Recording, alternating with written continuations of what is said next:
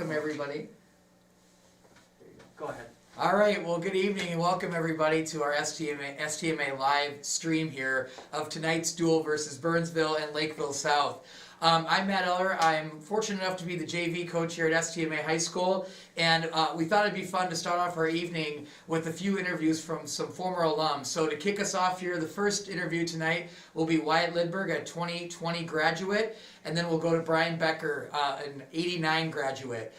Do us a favor here. You'll notice in the description we'll have links to our website, which also includes a link to our Takedown Club, which is our wrestling booster club. In times like these where everybody's hard pressed, we ask if you're able to donate to the program and help these young athletes. That would be awesome. And we look forward to connecting with you and hope you have an enjoyable evening watching some awesome wrestling here. All right, so we'll take it to the interviews. So, hey everybody, I'm Matt Eller and I coach at STMA High School for wrestling, and I am privileged here to have Wyatt Lidberg on for an interview about his experience at STMA Wrestling and also what he's doing now with his wrestling career. So, Wyatt, I'll have you introduce yourself here. All right, thank you, Coach. So for those of you guys who don't know, my name is Wyatt Lidberg. I graduated from STMA High School in 2020. Wrestled there all 4 years.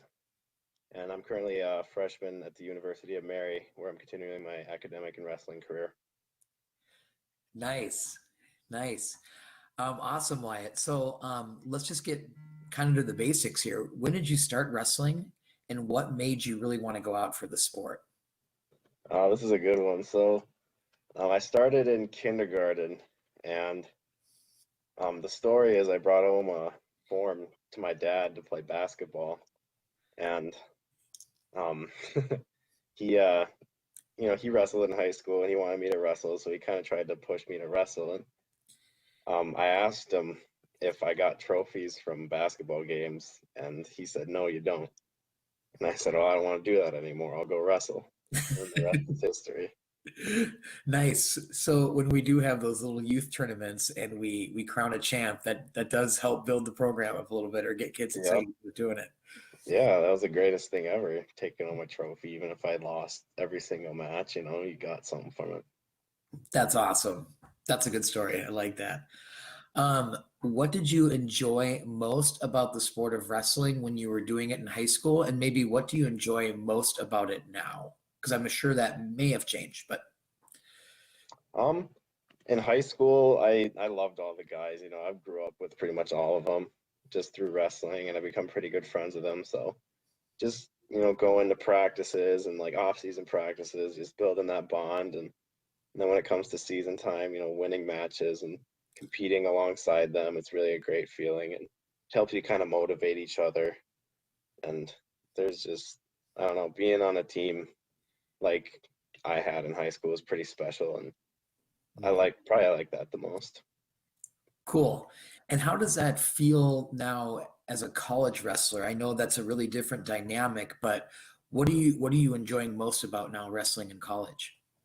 It's a whole new challenge. Guys are a lot better in college. They're stronger, faster.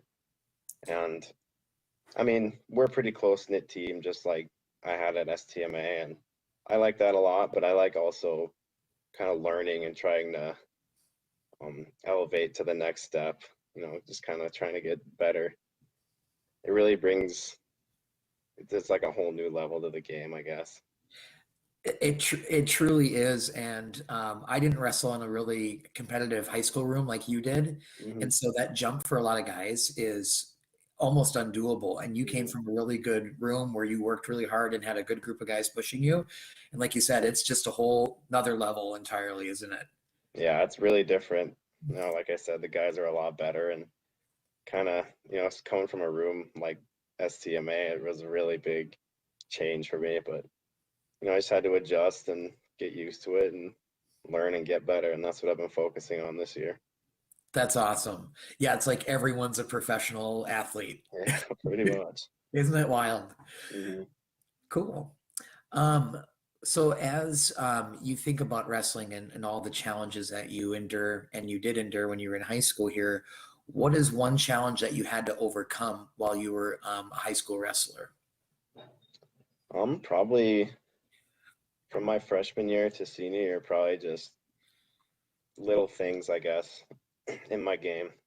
Just even something simple as hand fighting or moving my feet. That's one, I guess if I had to give, like this is something I tell my brother all the time. I'll throw him under the bus a little bit. Just tell him to move his hands and his feet a lot. And it really helped out as I grew and got older in high school. Mm-hmm. Yeah, that's great, Wyatt. Okay, as you look back, what are you most proud of about your STMA wrestling experience? What is something, and it could be a match, it could be a tournament, it could be really anything. What are you most proud of as with your STMA wrestling experience? I think, sorry, I'm coming off a cold here. That's all right. I'm gonna get a drink of water quick and maybe we can edit that part out. We will. Yeah, no problem. Yeah, I had a really nasty cold this week. It was bad. Yeah, it's going around. I mean, even my kids have had it too. So Yeah. All right. Well, I don't know. If you want to ask it again, you can. Otherwise, I can. yeah, I'll ask it again. That'll be kind of slick to chop that out. So, as you look back at your STMA wrestling career, what are you most proud of? Well, as I said before, being on a team is pretty special. And my sophomore year, we were fortunate enough to win the team state championship. And I don't know if you guys who are all watching remember, but we beat the second seed Anoka in the semis. We were the third seeded team, and then we beat number one Shakopee in the finals. So that was pretty special, and that's probably the one thing I'm most proud of. That's awesome. Just being part of the team and doing something that big. So. Yeah, and you come off of this really huge team moment, and you have to turn around and wrestle individuals. You know. Sorry. Oh, sorry about it. It's going great. Yeah, and you just like that's some of those teams, you know, that have really competitive individuals too. You like have to turn around the next morning and exactly. No, it's a grind. Start over basically on a different journey, right? Yep. But you learn to love that part. Mm-hmm. Soon, like I graduated, it felt like yesterday I was a freshman, and now it's all gone. You know, the advice always is like it's going to be gone before you know it, and you're going to want it back. And it's really one of those things you almost have to live through to appreciate that advice, you know? Exactly. Yeah. You don't know it until you don't really understand it completely until you live it. Mm-hmm. That was definitely the case for me, at least. Yeah, and everyone can tell you otherwise, but it's yep, you live it. That's kind of how I am too. So I have kind of two that are kind of fun questions that are more specific to you than other people I interviewed because you're currently a college athlete here. But what parts of your wrestling career at STMA have translated well into your collegiate career? I don't know, in high school I was pretty good on my feet. I've been pretty good on my feet for a while, and that's helped me a lot in the college room. But I mean, there's three parts of wrestling, and you know, being on my feet's one thing, but top and bottom in college are a whole different game. With the riding time, right? Exactly. Yeah. Okay, you're going to fill this sentence in for me. And I'm starting it with a because statement, which is a big no-no, obviously. But because I did this in my wrestling career at STMA, I was more prepared for college wrestling. I'd probably say just work hard and practice and come into practice with a motive and a goal. You know, like I always wanted to be a state champ, even though it didn't happen. That's what drove me and pushed me, and it's given me just kind of the mentality in the college. Like I want to have a goal, and that just the goal's not even the most important thing. It's working towards the goal that matters. That's probably what's helped me a lot. Good. I like that. That's something we tell our high school athletes all the time. So that's awesome. Let's go to this one. This one's kind of fun. Do you have a sports hero, or who do you look up to, or do you have a favorite wrestler that you would like to emulate your style after? I don't know. My favorite wrestler for as long as I can remember has been Jordan Burroughs. That's probably my favorite athlete too. He's always has been. I know I shoot a lot of double legs, so they're not near as good as his. But and if I could emulate my style after one guy, it'd be him. Good. And how's your reshot game? It's getting better. Yeah, he's so good at that, isn't he? Yeah, he's insane. Yeah. Okay, this one's tricky. Now, this could be in a variety of areas here. Okay. What is one regret that you have about your high school wrestling career? So this could be like something you wish you would have done. This is something that you wish you would have started sooner. Anything like that. Well, it'd probably be not working on top and bottom as much as I should have. Because, like I said, once you get to college, I know firsthand these kids are really good when wrestling on the mat, Mm-hmm. especially on top. So if I had to give advice to high school wrestlers that are going to wrestle in college, just work on your top and bottom game. That's one regret I have. Cool. I like that. Like that. Okay, this one's kind of a fun one too. How did you change your nutrition habits to be a better performer on the mat?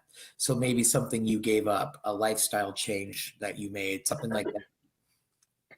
Well, when I got here, when it was preseason, I was just eating kind of whatever I wanted. I never had to make weight. I was just eating like pizza, and I did stay away from ice cream for a while, but definitely just cut out the bad foods. Um, I'll bring up Jordan Burroughs again. There's a quote from him that my dad sent me, and it's a pretty good quote.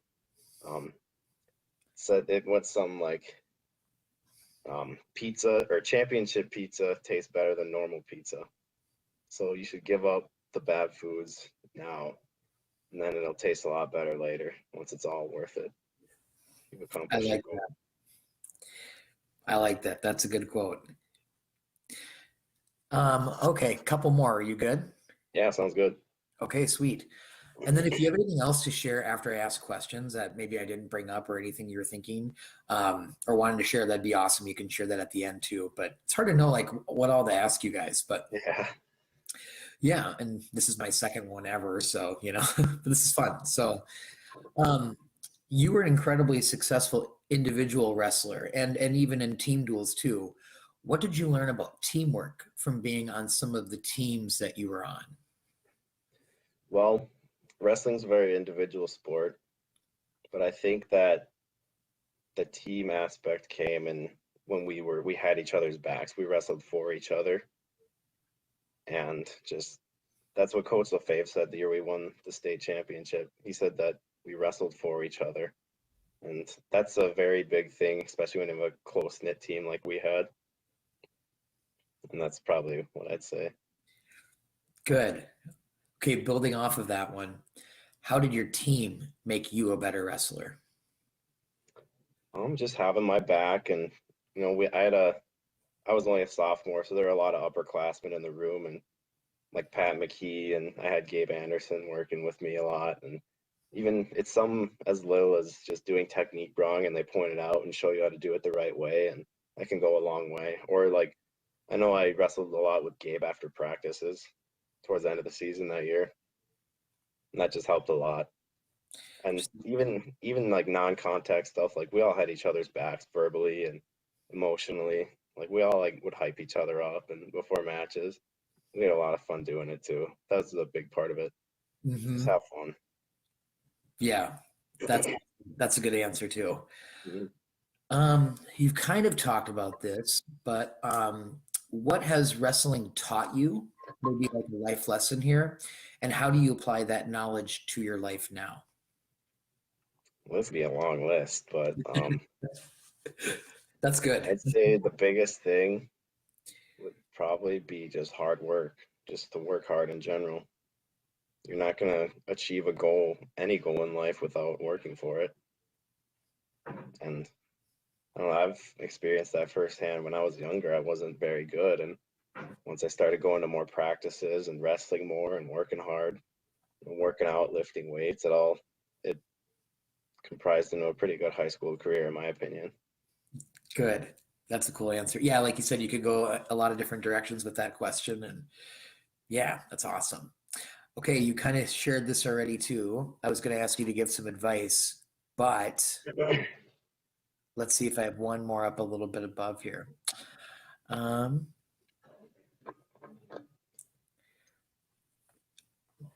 Yeah, how about that? Give me some advice that you would give to a wrestler that's just starting. So maybe more towards like potentially a younger person than a high school athlete. Like Sure. what would you tell them? Well, for a younger person, I'd say just show up and have fun and just be a sponge, learn everything, work on it out of practice. But the most important thing is just to have fun and trust the process. It's not going to be easy in the first couple years, but just trust the process, stick to it, and results will come if you work hard for it. Nice. That's great, Wyatt. Really good. Um, hey, really quick, we can include this too. How programmed is your day? How much of it is planned out for you? Oh, I don't know. I wake up in the morning. Some mornings I have lift at 8, so we'll go to that. This morning I did, and then I have a couple classes. And usually, well, most days I have a class at like 2, and then before right after that I gotta go to practice. And usually I'm doing stuff all day until like 6:30. It's pretty busy. Yeah. And do you guys have study sessions at all, like that you have to go to in like a media center or something like that? We did first semester, but after that they trusted us enough to get our homework done and stuff. Yeah, but they try to get you kind of setting up a routine Yeah, basically to pretty be much. successful both Mhm. places, right? Yeah, absolutely. And it's Yeah. important to have a routine once you're in college and just to be organized and manage your time well. Time management, number one Mhm. thing, right?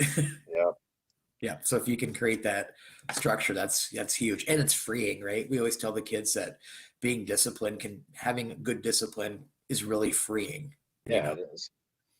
You Yeah. just got to do it. Good. Well, okay, so I'm gonna end the recording by just kind of doing an outro, and then I'll stop recording, and then I'll go back to where we were before and just say goodbye to you. But Sure. again, this is an interview here with Wyatt Lidberg, a graduate of 2020 at STMA on some pretty awesome teams and had a lot of individual success in the sport. Wyatt, thank you so much for doing this interview. It was so great talking with you, and I really, really appreciate it. And the program really appreciates all that you did for the program and still do. So Yeah, thank you for having me. I appreciate it. It's always nice to give back, and I'll do it whenever I can. that's awesome.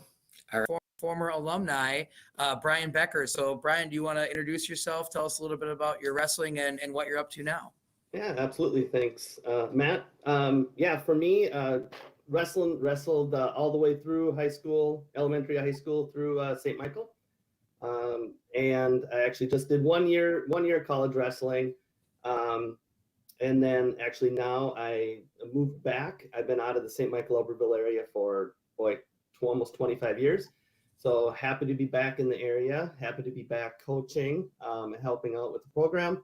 I work for a company called Trimble Transportation, in their IT product area. Awesome. Now, Brian, where did you wrestle in college? I did 1 year at Wilmer Community College. Nice. That's awesome. Not bad.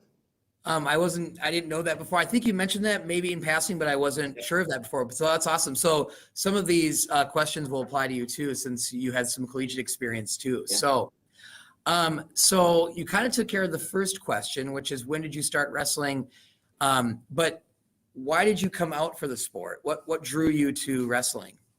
Family.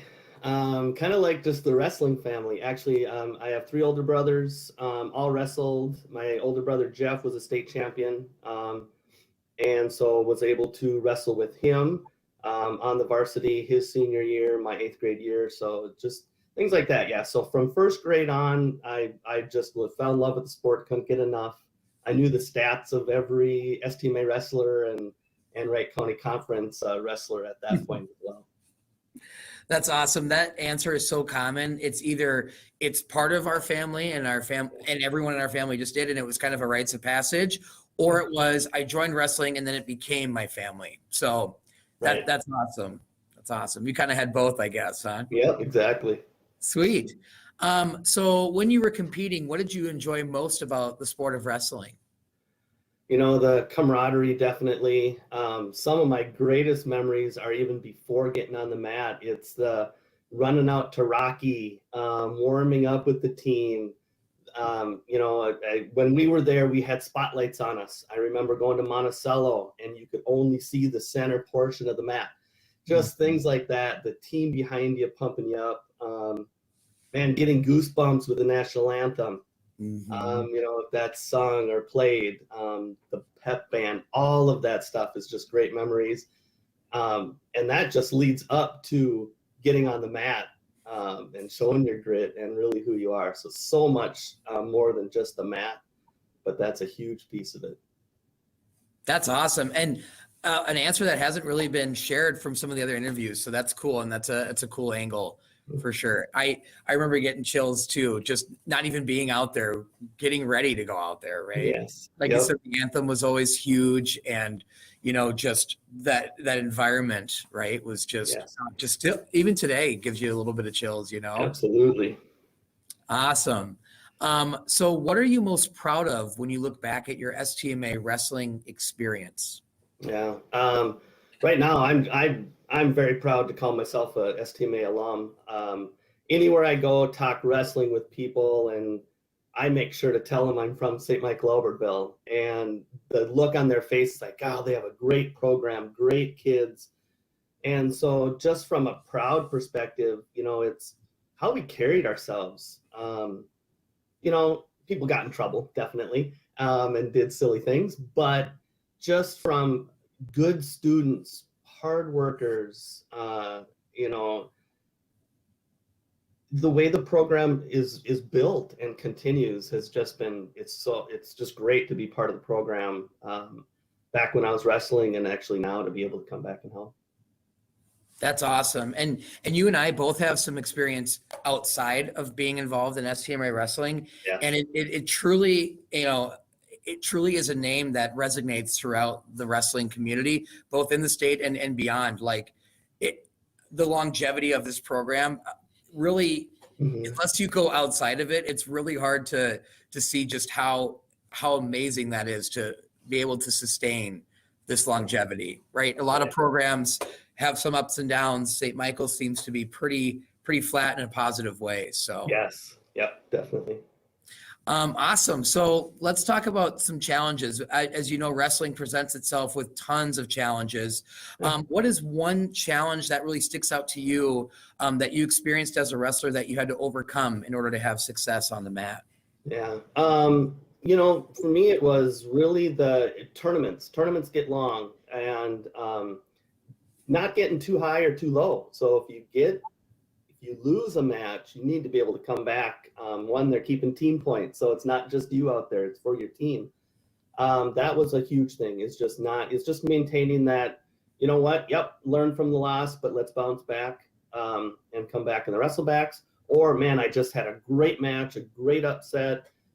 Let's not let that next match down. So that's definitely something. And I know just across watching so many wrestlers, they come out with a huge win and then they just come flat that next one. I think that's just a huge thing to make sure you're able to do yourself. The coach can be there for you as much as possible, but you need to really prepare mentally, and that's a big challenge.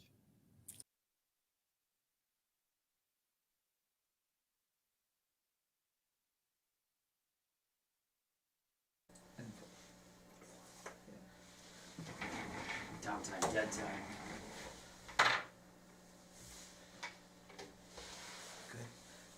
All right, well, hey, we had to stop our interview with Brian Becker a little short, but don't worry. After the duel, we'll get it back going again, and you just stay on the channel, and you'll be able to listen to the rest of Brian Becker here. I'm going to now turn it over to Joe LaRose, who's going to be doing the commentating Matt side here.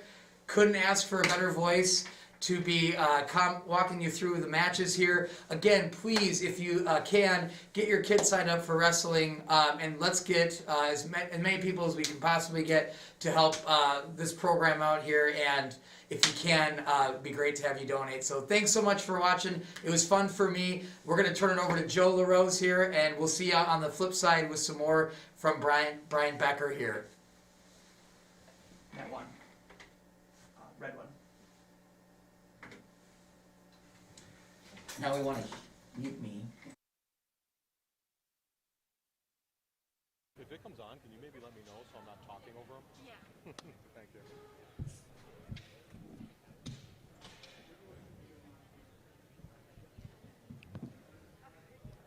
I'm not exactly sure when they'll go on, but Mr. Eller, he said he's planning on doing them right after the match ends.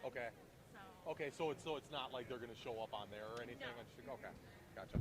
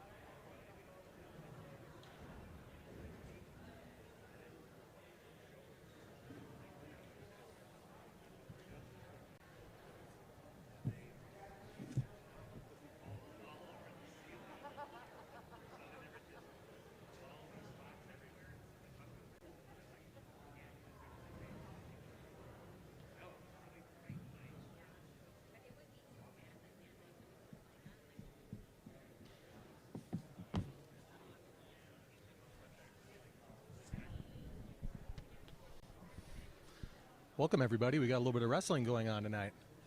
Got try between STMA, Burnsville, and Lakeville South tonight. Our first duel is going to feature the Knights against the Burnsville Blaze. Pretty sure it's still the Blaze. We're going to go with Blaze. My name is Joel LaRose. I'll be announcing tonight. Hopefully everybody enjoyed the wonderful interviews you were just watching, and now we'll turn it to the action at hand.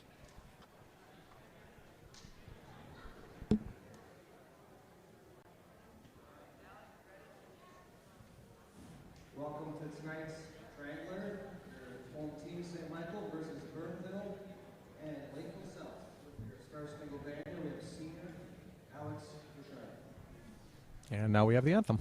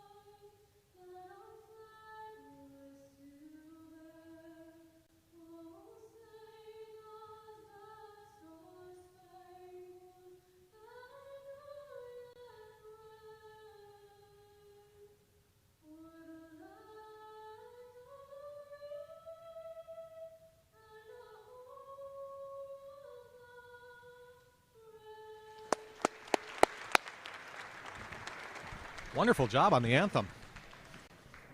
Welcome everybody, STMA in Burnsville. Looks like we're about to have the coin flip.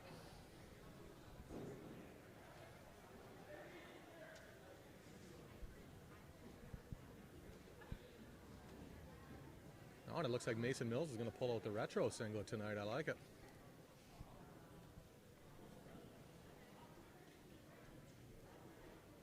Ooh, this whole squad's pulling out the retro singlets.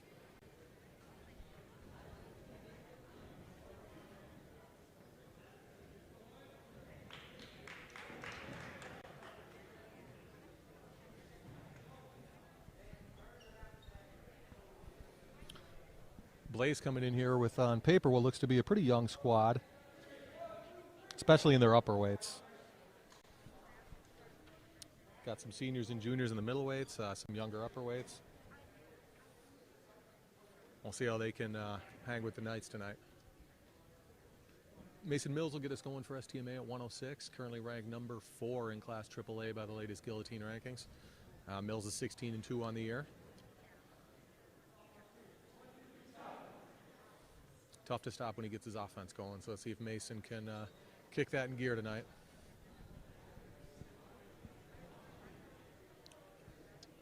And if anybody's watching the JV stream, they can't hear me anyway, but if you wanted to be aware of what's going on there, we're going to have Jared Watson on leading things off for the junior varsity. 106, St. Michael Mason Mills receives a forfeit. Mills receives a forfeit. Burnsville had somebody noted on the program, but no dice. So we'll have Caleb Tennis, number 2 in Class AAA. 113 for Lakeville South, we have Leo English. St. Michael Albertville, we have Caleb Tennis. Oh. Okay, so the first thing I got to do is start announcing the right team. This is Lakeville South.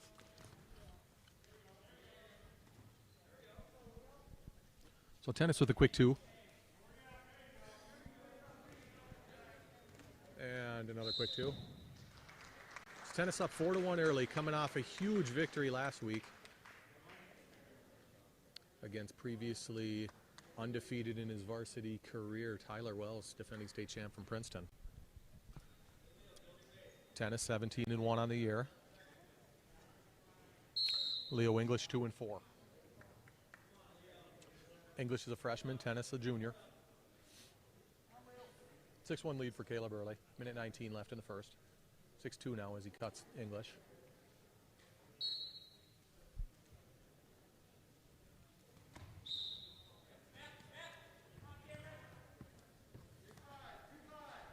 Two more for Caleb. He'll cut English again.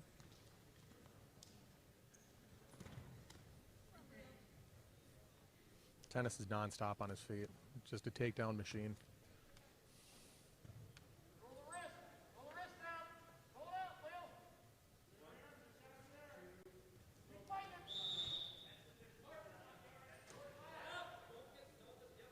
Referee holding 2 back points.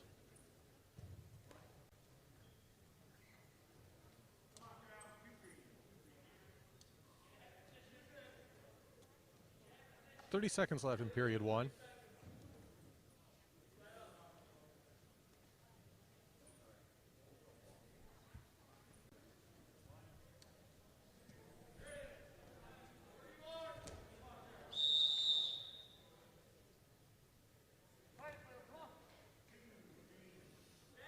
Two more for Tennis. 5 seconds left in the first. He leads 14-3. And that is how the period will end.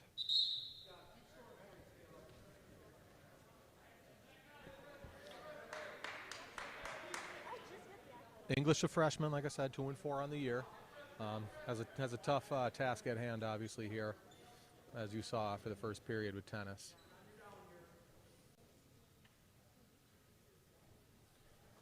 Caleb's lone loss, a 1-point decision to Blake West to Shakopee, and I'm guessing that's not going to be the only time this year these two see each other. Quick escape for Tennis.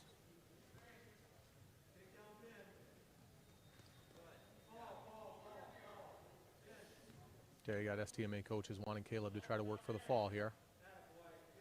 He has a cradle locked up right. Oh, not anymore. Looks like he had that grip momentarily there.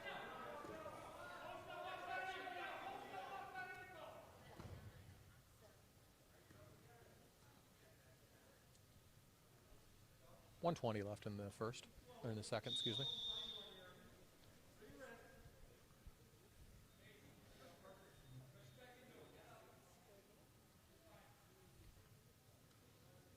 Tennis up by 14 here, so he's going to ride and look for the fall. Well, looks like he's going to tilt him for the tuck.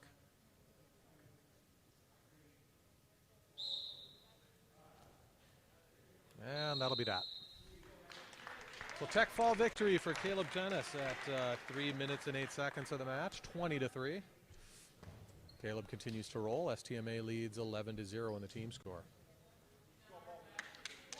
And at 20, STMA will have 8th grader, undefeated, ranked number 2 in class AAA, Landon Robidoux. Lakeville South will have freshman Bo Bischoff. For Lakeville South, we have Bo Bischoff, and for St. Michael Albertville, we have 120 Landon Robidoux. So Robidoux and Bischoff. Landon finished second at the state tournament at 106 last year as a 7th grader. Only Minnesota opponent to beat him was who he lost to in the state finals with Jory Volk. Could very well see each other again here very shortly. But for now, it's Robidoux and Bischoff.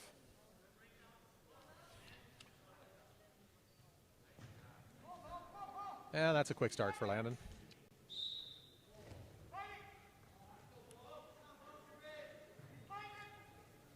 Landon has all period to adjust, and he's not going to need it.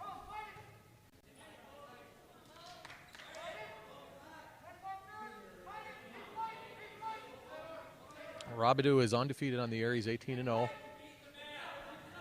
I don't know how many by fall, but it's most of them, as you can see there. 34 seconds of the first period. Robidoux with the fall. STMA leads 17-0.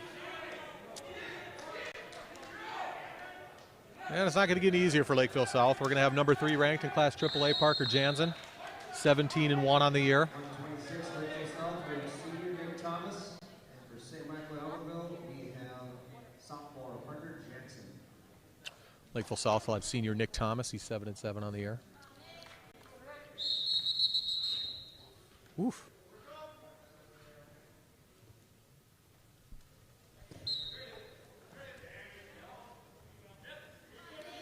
Takedown for Jackson. But Parker's going to get wrist control here. Oh. Once Parker locks that bar in, it's curtains. So before he does that, he's going to get some near fall points on a tilt here.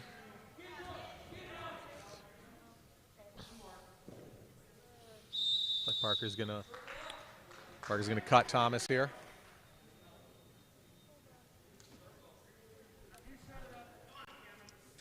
Liking that leg sleeve Thomas has, but sadly that's not going to do much for him from a technique standpoint. 1:15 left in the first.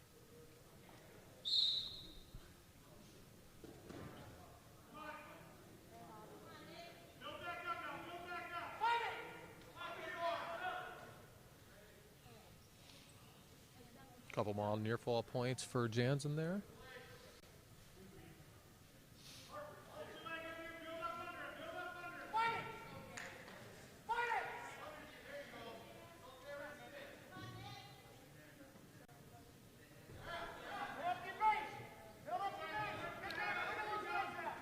Jansen, number 3 in Class AAA in the latest guillotine ranking, 17-1 on the year.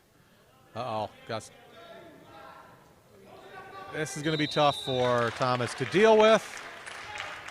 1 minute, 31 seconds of the first. Jansen gets the fall. 23-0 STMA. St. Michael will have senior Isaiah Milsna, 15-3 on the year, ranked number 5 the latest guillotine rankings. We have senior Theron Went from Lakeville, and St. Michael Albertville, Isaiah Milsna. Lakeville will have senior Theron Went, 10-4 on the year. This should be a nice matchup here. Went and Milsna. Isaiah likes to get his hands on you. And he likes that fireman's. Nice takedown from Milsna early. He leads 2-0.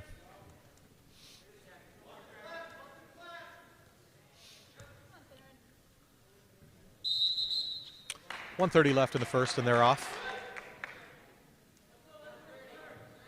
Great start to the year for Milsna. Senior year, 15-3. He's picked up some very impressive victories, including over Cal Longquist, who was ranked ahead of him from Wayzata earlier in the year.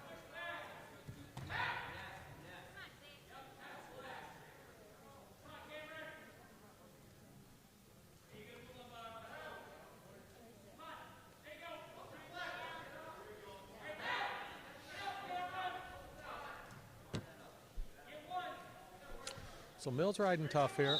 Mills riding tough here with about 1 minute left in the first.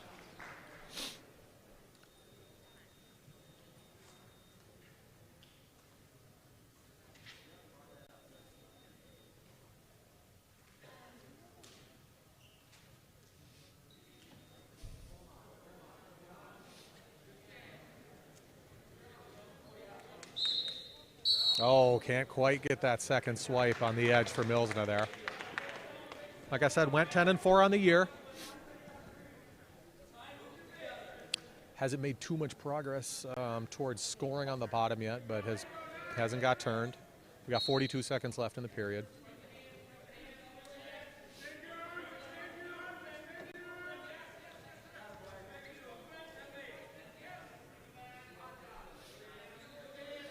Like Went was trying to set up a Peterson roll there, but when he's broken flatter on his side, that's not going to work.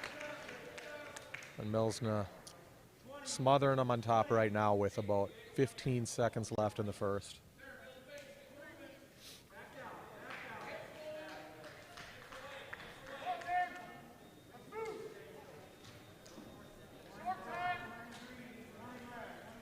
So we got a stall warning on Went on the bottom as the period comes to a close.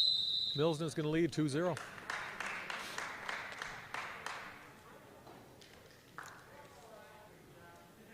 Millsna's going to go down.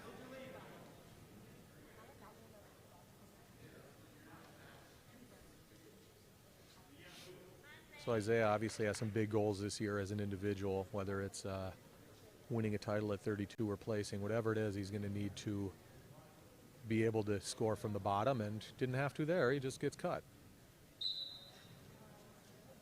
Millsna leads 3-0.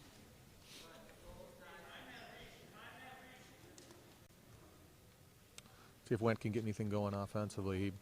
He better, because he cut Millsna to start. You can tell Went wants no part of that tie, but he's not really shooting from space. Good fake there.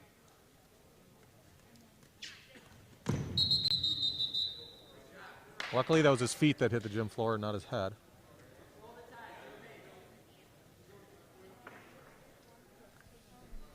.135 left in the first, or in the second. 3-0 Millsna.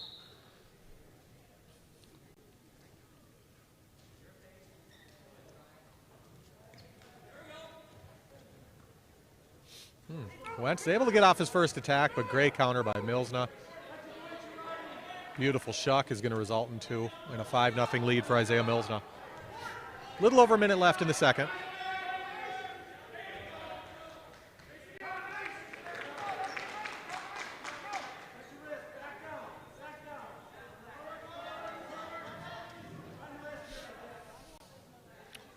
See if Millsna can accumulate some points from the top here.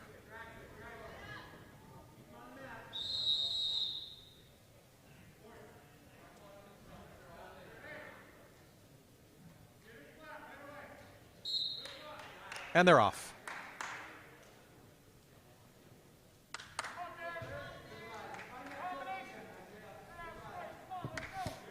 .41 seconds left in the second period. Millsna up 5-0.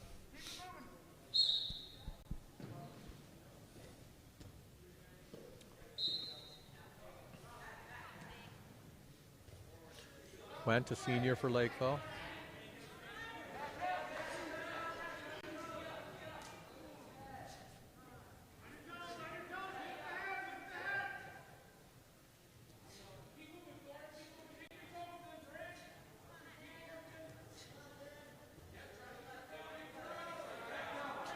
.15 seconds left in the second.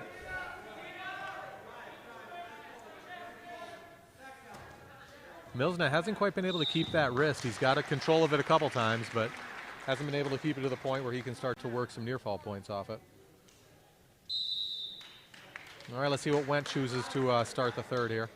He's down 5-0.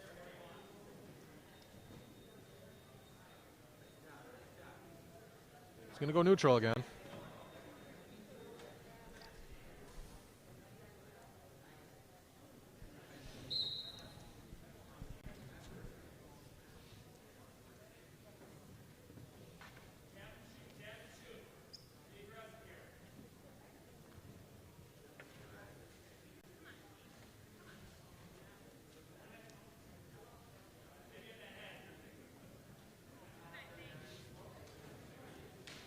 Let's see what Went can work here.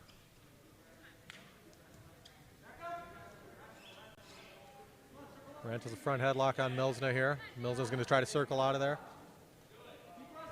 If Went's going to come back, he has to score from these positions. He chose neutral in the third period, cut Milsna in the second to be neutral, and he hasn't really fired off any attacks here yet.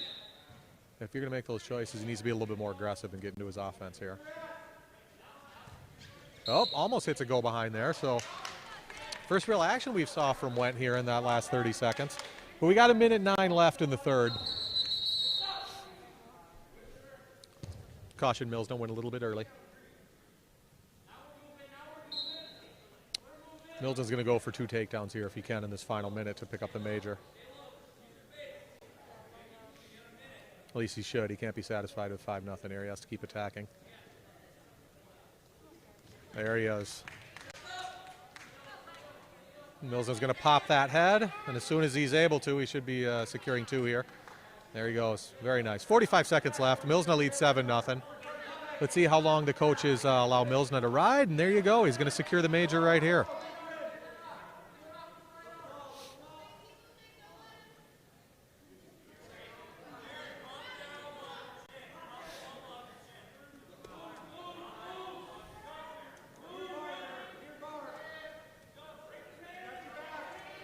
Milsna shows his match awareness. Very nice here.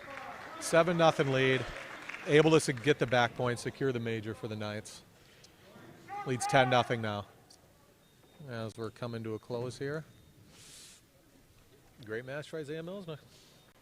Keeps up his hot wrestling, and he's going to take this over Theron Went 10-0.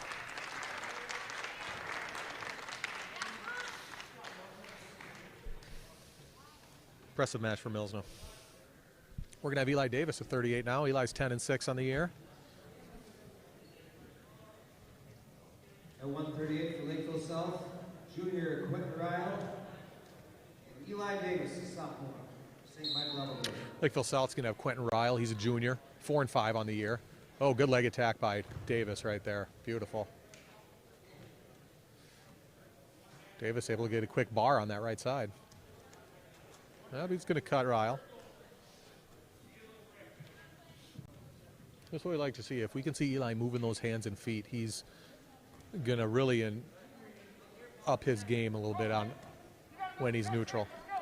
Gets another takedown. He's up 4-1. It's going to cut Ryle again. Good fake.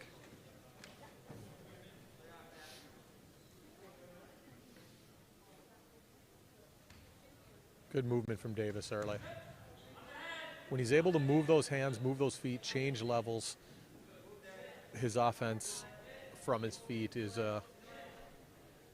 extremely good. Right now he's caught in a front headlock halfway through the first.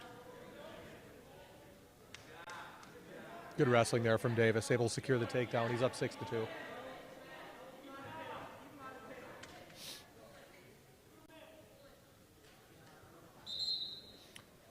Davis trying to lock up that bar, hasn't been successful yet. Little contact issue here. Davis a sophomore, Ryle a junior.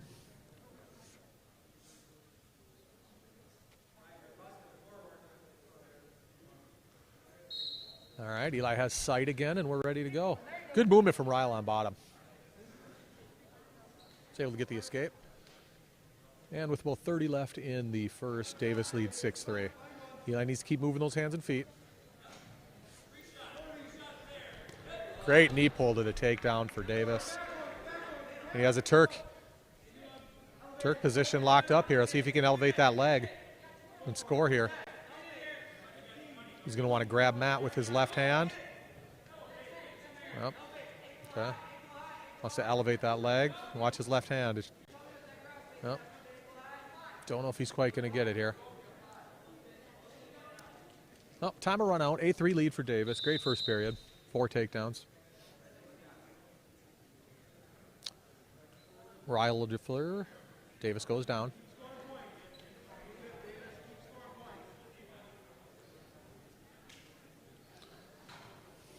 Davis 10-6 on the year.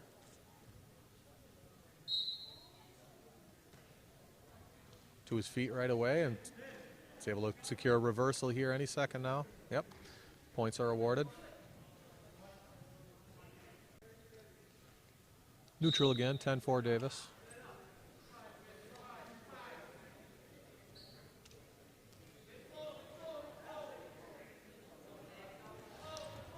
Goes right back to that knee pull. Good defense there from Ryle. Looking to go behind, gets two of his own here.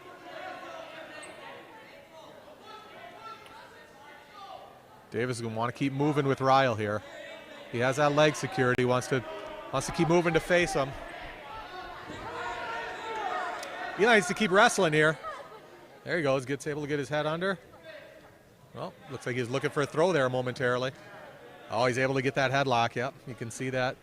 See Eli setting that up in that exchange. So he's going to get the 2 and back points here and the fall. Halfway through the second, Davis with a fall for STMA.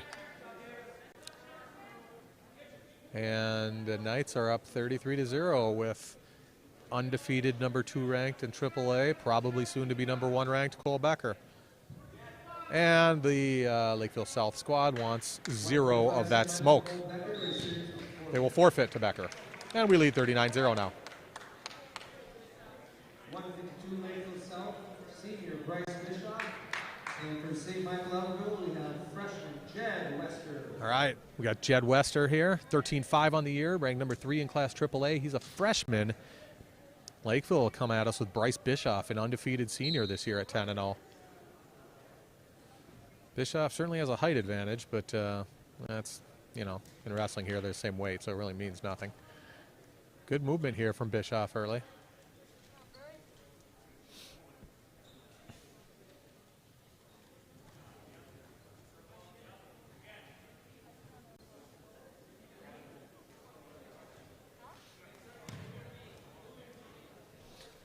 So Wester, state place winner last year at 120 pounds, placed 5th. Well-rounded wrestler, Jed. Very good defensively on his feet, good attacks, tough rider, and good on the bottom. He has it all. He's a complete package. But Bischoff moving well, moving his hands well, moving his feet well, faking. Wester with the Russian tie, but Bischoff's able to drop down. See what I mean about Wester being good on defense? Oh, you're not going to catch Jed with the gator bacon attempt there by Bischoff. Wester's going to secure the takedown. I thought the refs signaled 2. Maybe he didn't. So maybe he hasn't awarded the takedown yet. Nope, he hasn't. All of that, no points. Apologies, I thought I saw 2 go up, but I didn't. 30 seconds left in the period. Great exchange there from Bischoff and Wester.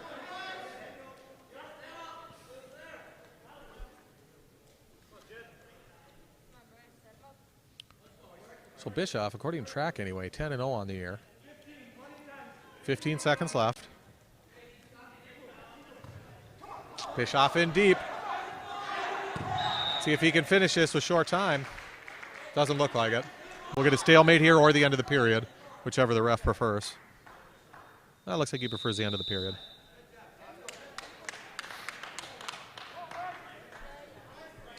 Very entertaining first period. So Bischoff will go down,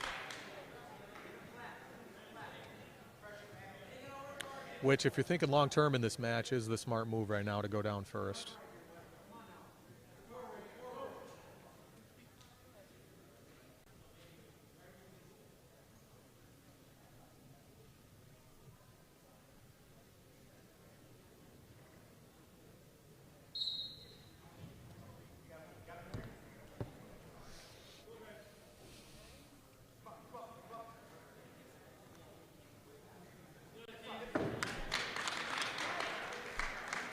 All right, early in the second, we got Bischoff leads 1-0.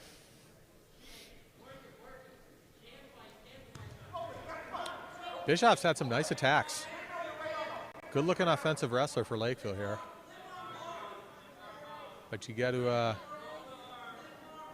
do your work if you're going to score on Wester here. This will be a stalemate.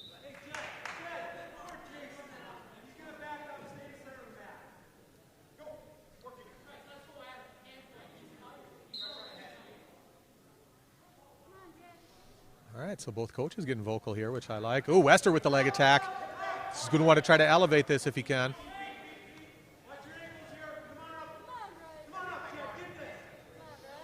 Well, Wester has that leg elevated. Got a shin whizzer here for Bischoff, but he's going to give up the 2. First takedown of the match goes to Wester. Great technique. Bischoff looking for a reversal here. Plenty of time left in the second. We got 50 seconds. And he's going to get it on Wester.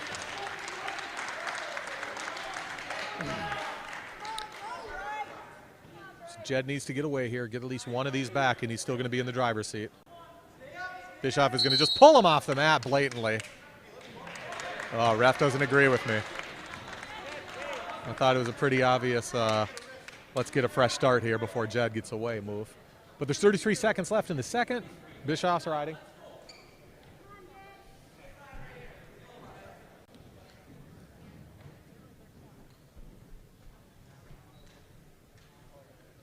Caution on Bischoff.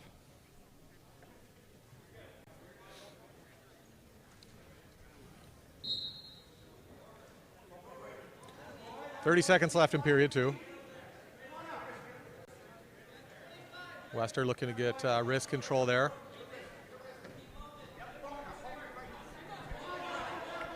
Wester's to his feet. Let's see if he can get away here. Short time left. This is a big point for both wrestlers. Got another warning. I guess the first warning, I should say. 5 seconds left. Let's see if Wester can slide off here. See if he can slide. That should be one escape. No, he doesn't. Not awarded, but he does get the stall warning. Wester's going to go down. Okay, now I look and he did award the point. All right, so we're tied. Wester in the driver's seat as he's going down.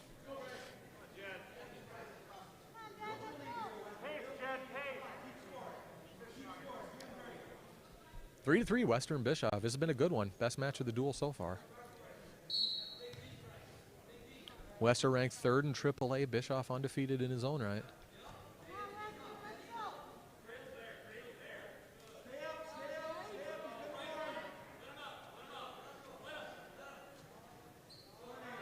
All this is going to do for Bischoff is get him another stall, so he wisely cuts Wester there. Jed leads 4 to 3. Intensity's going to pick up a little bit here as we got 1:30 left in the third. Bischoff's the one who needs to attack here, and he doesn't so far show any urgency in doing so. Now he's moving his hands and faking.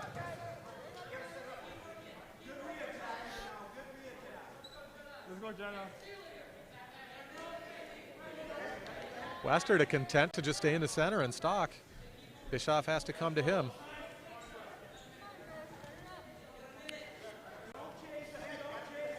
Jed's going to get another takedown here in the next 30 seconds. That's this announcer's official call here.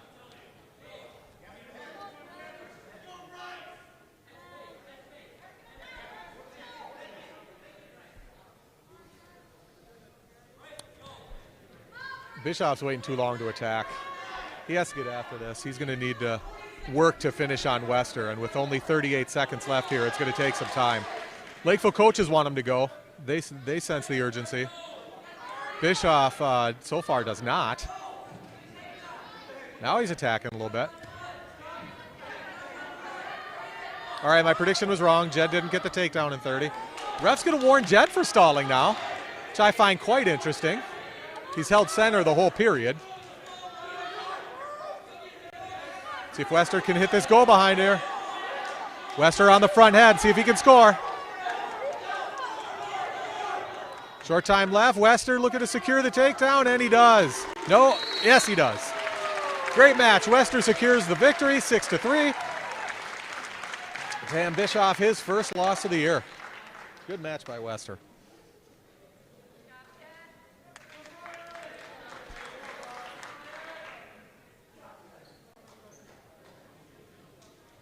That was a fun one.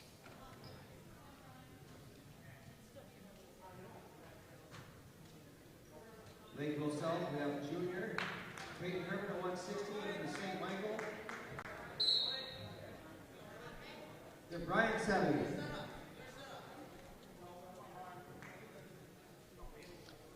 All right, STMA is going to have sophomore Brian Savi. Lakeville's going to come at us with junior Peyton Herman. Herman 11-3 on the year. He's a junior. I think this is the first time we see Brian in the varsity lineup this year for the Knights.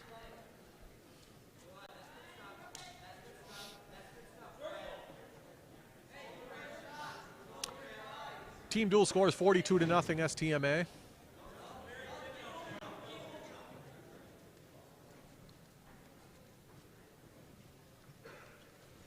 Herman and Savi here.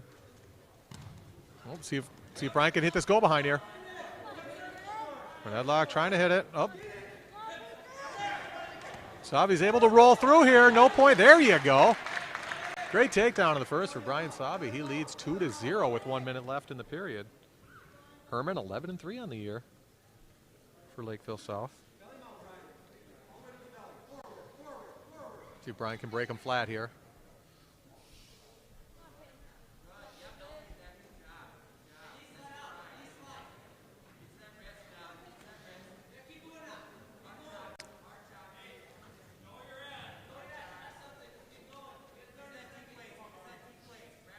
.30 seconds left in the first. Still 2-0 lead for STMA here.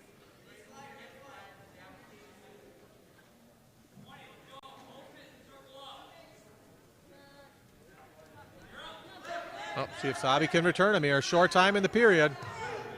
Oh, Herman's able to get away. 2-1 lead, Brian Savi, STMA. Short time here as we're coming to a close in a first period. That's how it'll end.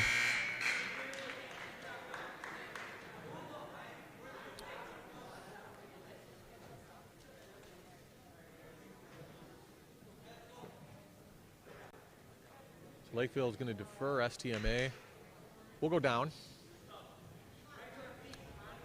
See how Brian looks on bottom here.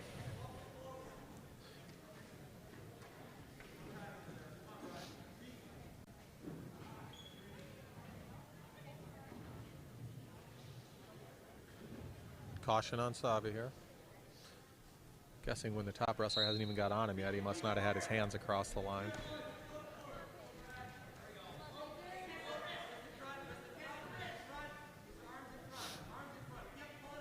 Savi needs to get those arms in front and work his way back up to his base. There you go. Exactly here. Now he has to figure out a way to get back up to his feet.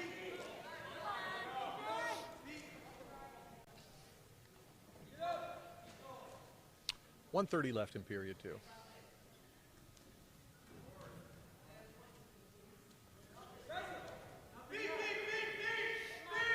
Oh, Savi's on his feet. Let's see. Oh. Herman able to grab wrist control there, bring him back down. Oh, Herman has a bar hooked up here. See if Savi can break that here.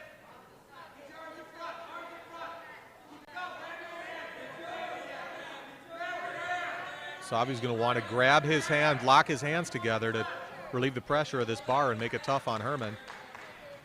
But Herman has a bar wrist right now, which is tough to deal with if you're Savi on bottom. Yep. Could have some near fall points here.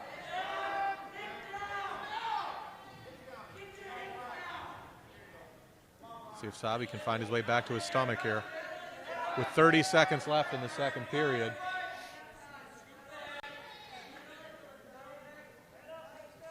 A lot of time left here for Herman to adjust and try to work for this fall.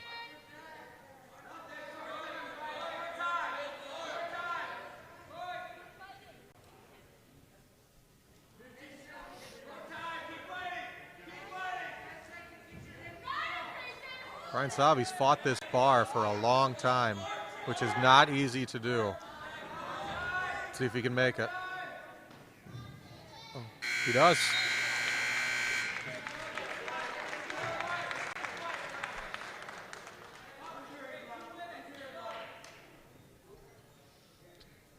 All right, it'll be Herman's choice here. Let's see what he does. Might as well go top again.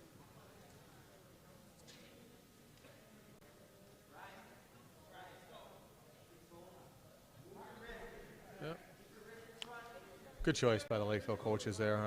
Savi proved he wasn't able to get away in the second, got turned. But certainly an opportunity for STMA here. If Brian can figure out a way to get to his feet and get at least one of these back, then we're neutral again.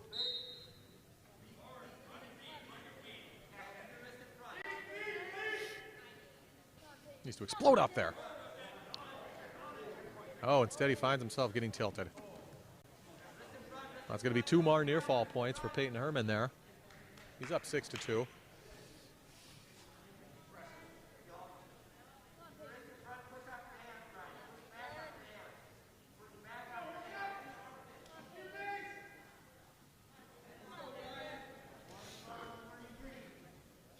There's a warning on bottom on Brian Savi there for stalling. That's his first. No points awarded yet.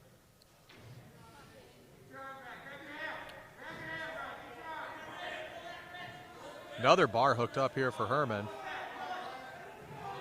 You can see Brian Savi defending it here. No, he's going to go over. We're going to get some more near fall here. And a fall. So Herman eventually is able to get the fall. 1 minute and 4 seconds left in the third period.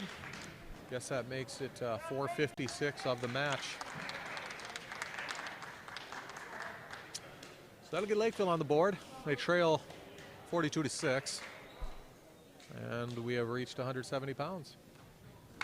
170 Lakeville South, senior Peyton Hall. And for Stma Melville, we have junior Luke Williamson. STMA will have Luke Williamson, 8-8 on the year. Lakeville will have senior Peyton Hall, who's 8-6 on the year. Like Luke's chances here. Let's see what he can do. Williamson, a junior. Saw most of the action for the Knights this year at 170.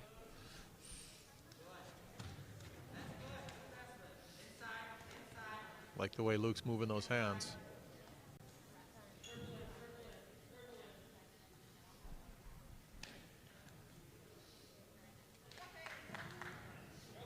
Shoot off that, Luke. Had a nice front headlock there. Needs the confidence to go and tackle leg right after that.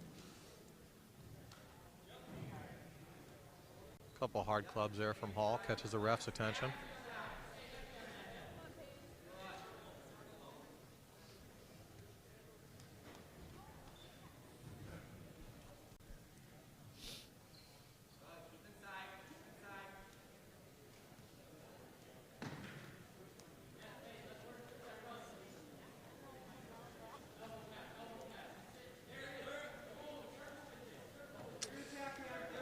So not much in terms of attacks for either wrestler yet here with 45 seconds left in the first. Williamson's able to get to a leg. Right in the middle of the mat to finish. There it is. Williamson secures the first takedown of the first period. STMA leads 2-0. Williamson over Peyton Hall. So he looks like Luke's trying to work for a cradle here. First side's not successful. Let's go to the other side.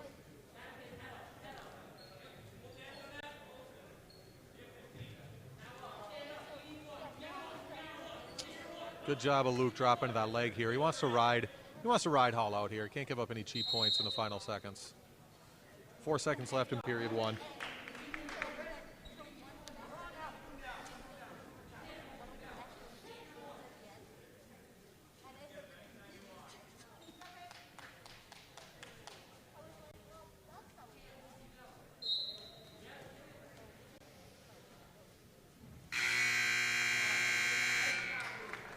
End of the first, 2-0. Lakeville's going to defer. Luke's going down.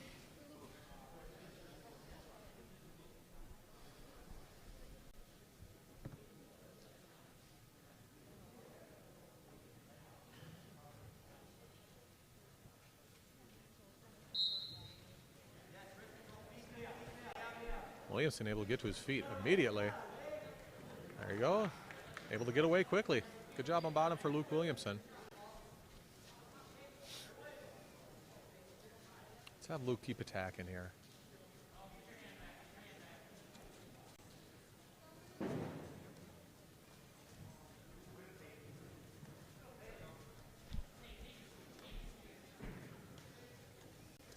Uh-oh. First attack fired off for Hall here. Williamson's able to defend.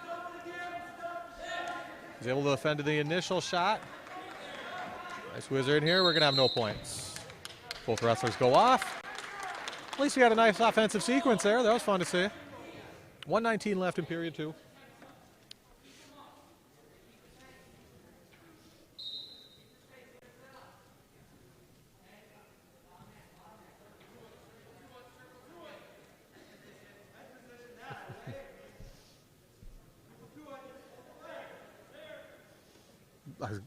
Luke has that leg right there as he works that 2-on-1.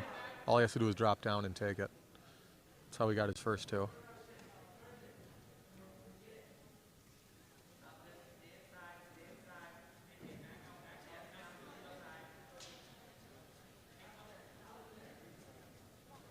.45 seconds left in period 2 here. Williamson leads 3-0. STMA 42-6 on the team score. There it is again. I'm telling you, the leg's right there. We'll see if he can finish this. It's exactly what he did in the first. He has to get that second hand to the leg. Notice how Hall's not giving it to him. Hall throwing open face palm to the face of Williamson, but that's not going to matter. Or Luke's going to finish this one.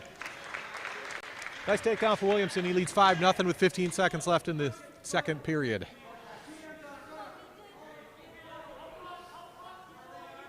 Oh, Williamson with a little butcher hooked up here. He's going to get some near fall. That's how you end a period. He's going to get swipes. Oh, he had the fall if we weren't going to have the end of the period there. Way to end it for Williamson. Strong end of the second period.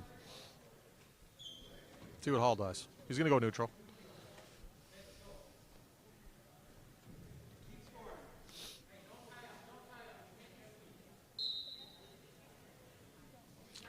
Lakeville coaches want none of Williamson's tie-ups here.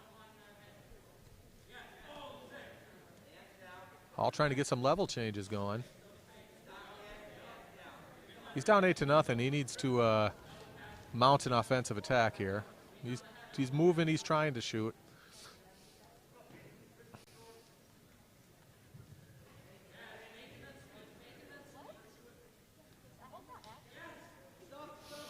Williamson with a little re-attack there off Hall's shot. Same position here. He's going to try to get that second hand to the leg, and if he does, he's going to finish.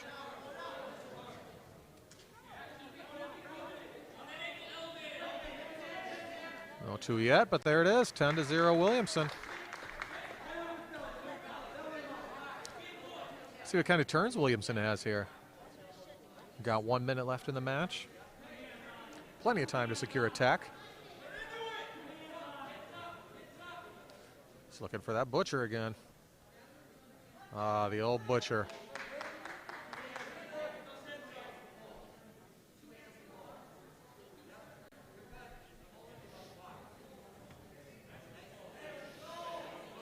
Williamson can walk over this head. He's going to get near fall. There he goes. Luke adjusting, looking for the fall here. Why not? Let's go ahead and get this fall. Luke Williamson leads 13-0, looking for the fall on Hall here.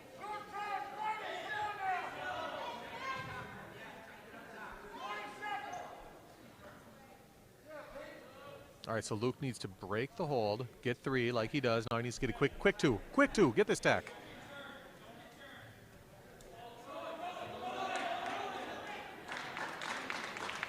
The ref actually awards an escape there.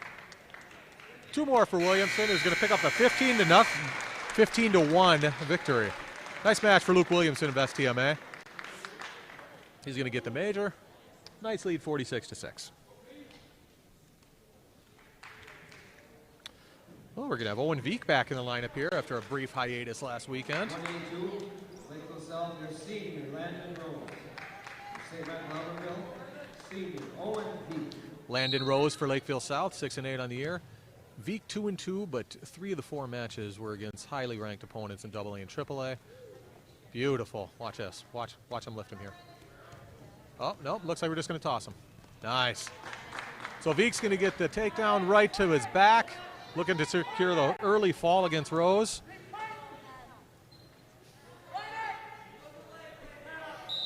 And he does. 25 seconds of the first. Owen Veek with the fall for the Knights. That makes it 52-6.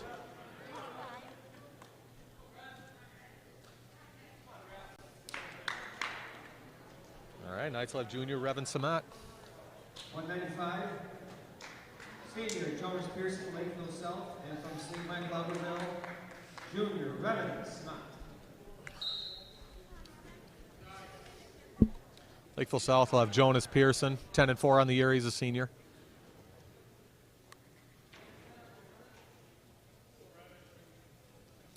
Revan 1-3 on the year.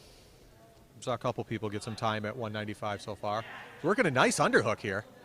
See what he can do off it. Pearson tries to toss the headlock. Samat rolls through. And Knights want 2 on the edge. We don't get to. We're neutral. Little big man exchange there.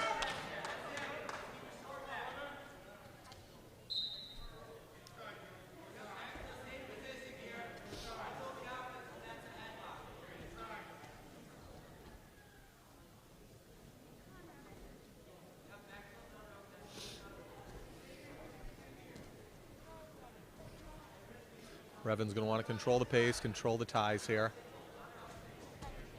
He's going to want to work inside with that right hand. On the collar tie now, backs off.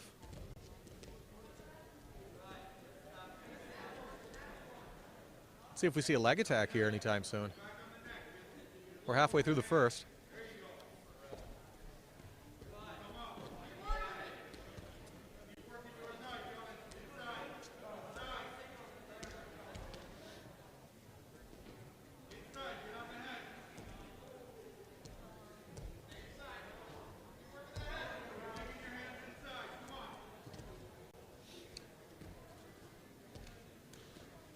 Samat here again, back to the underhook. Pearson throws the headlock again and gets the takedown. So Revans went to the underhook twice, Pearson's went to the headlock twice. Not a great long-term strategy for Pearson, but it worked for him there. Great job by Revan getting an escape towards the end of the period here. I'd like to get that 1 point back. Samat with the leg attack here. He's going to drive. Uh-oh. Ooh. Big men in an over-under position usually results in somebody being thrown, but we ran out of time. Pearson defers. Samat will go down. 2-1 lead for Jonas Pearson after 1.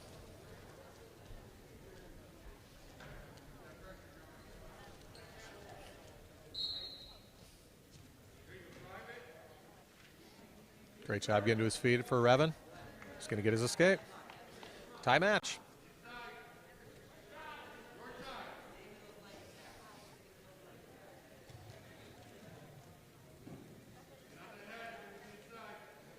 If Revan attacks the legs, I'm going to go out on a limb here and say he will not be headlocked. See if he can do that.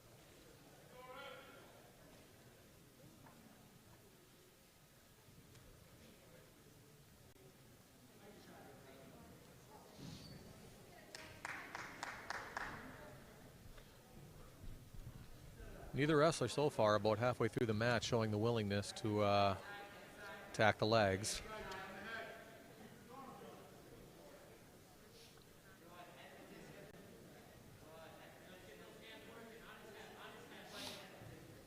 Got the underhook again.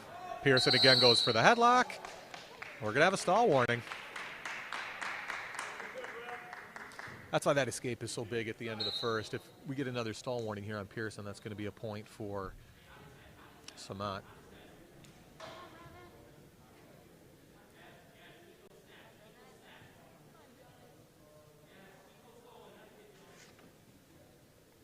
.40 seconds left here in the second. We're neutral, a lot of hand fighting.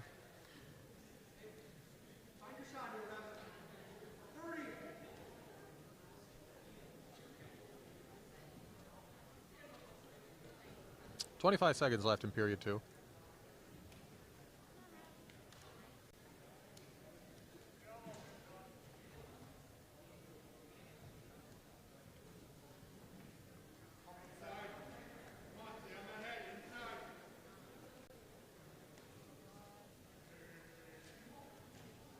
So these Knights singlets are either the exact ones they wore in the mid-90s or darn near identical to them. I'm gonna have to get some intel here from Coach Jorman on that. Either way, you're gonna have Pearson going down. Kind of obvious choice in a tie match here. He's gonna look to get at least one.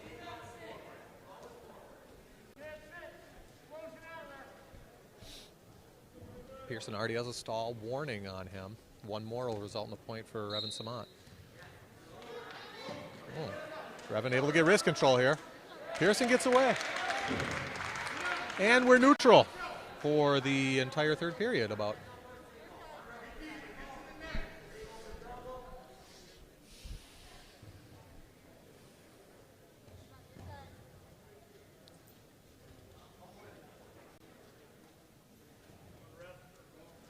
See how long it takes Rev to try to get a offensive attack going here.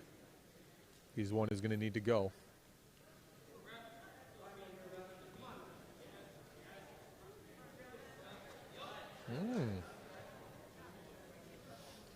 Come on, Revan. Let's get something going on our feet. Well, Stma goes in, tries a leg attack. He's stuffed. He needs to keep attacking. He has 1 minute left in the third.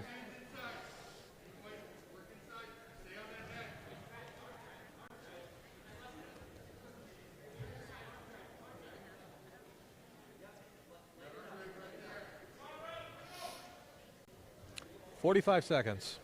Smart has to go pretty soon here. There he goes. There he goes. Oh, tries the lat drop. And can he keep coming through? Can he keep coming through? His feet are on. Stay on. Keep those feet on. No points yet for anybody, and we're off the mat. All right, that was a fun exchange. 30 seconds left exactly. Revan tried to go for the bomb on the edge of the mat. In a tough position to start, but wrestled through for no points. He's going to need to go. Pearson's literally had 0 attacks this whole match. He's thrown 2 headlocks, and that's put him in a 3-2 lead. So Matt's running out of time. He has to attack here. Let's go, Revan. Oh, we get the stall warning. Oh! 1 second left in the match. Revan Samant ties it up with a stall call. Pearson is baffled, but when you attack 0 times throughout the match, you tend to get called for stalling. That, my friends, is why that escape point in the end of the first was so big. Now it's tied. See if Jonas Pearson is going to get anything going offensively here. His only score has been off of Revan Samant's attacks.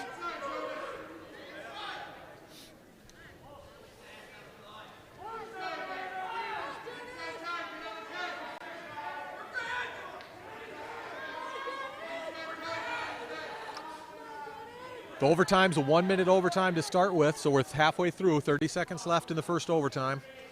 First takedown will win the match. First points will win the match, as it is sudden victory. If neither wrestler scores, Pearson shoots in. Nothing yet. Oh, Samant's gonna get the 2. Oh! Revan Samant.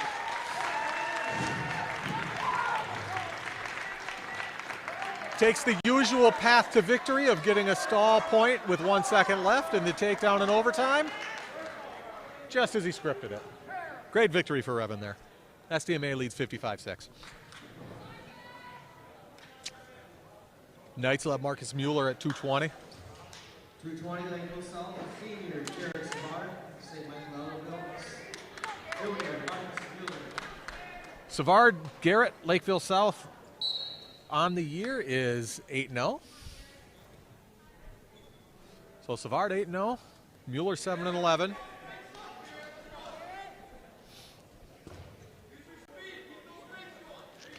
Good hand movement by Savard there. Nice takedown. Give Savard some credit there. He had good hand movement, good hands, good feet. He's able to get the 2, but Mueller gets to escape right away.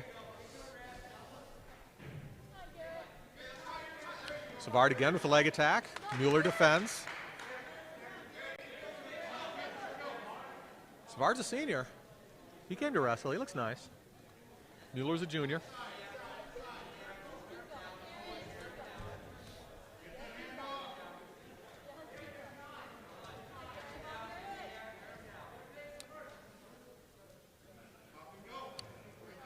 Halfway through the first. 2-1 lead for Savard, Lakeville South over Mueller, STMA. There you go. That's how Savard got that first takedown, is fakes to the head, tapping the head and going.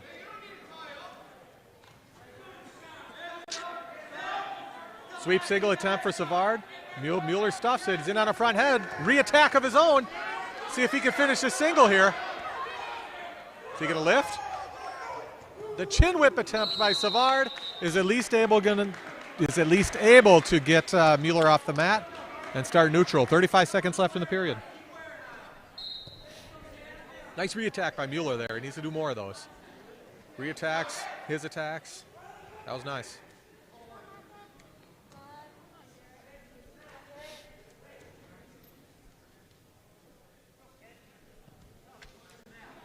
(55-6), STMA leads in this duel. Mueller still stalking.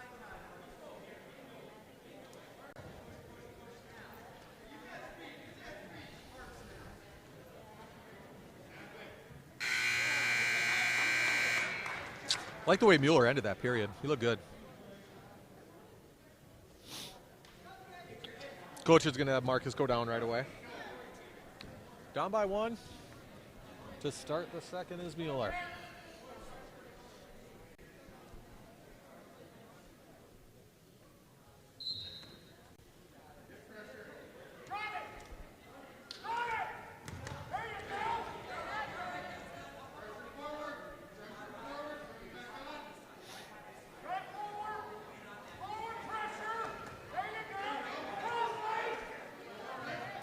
So when you're on bottom, this isn't where you want to be. You don't want to be on the stomach, so you see Mueller base up right away.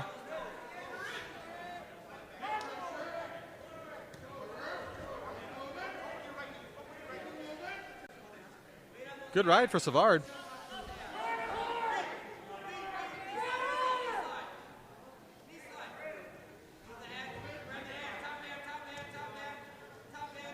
Cradle attempt for Savard. Mueller's able to grab that top hand and defend.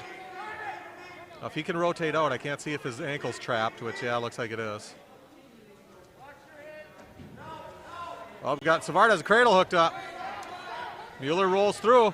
He's right at the edge of the mat. Savard's going to try to keep him on. Mueller needs to break this lock or get off the mat, but he's not able to. We got swipes. And Savard with the cradle locked up. He's adjusting, looking for the fall here.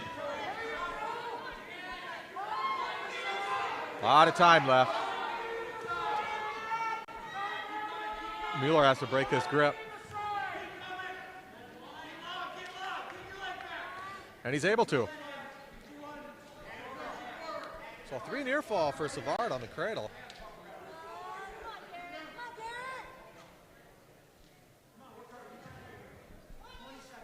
(20 seconds left in the second.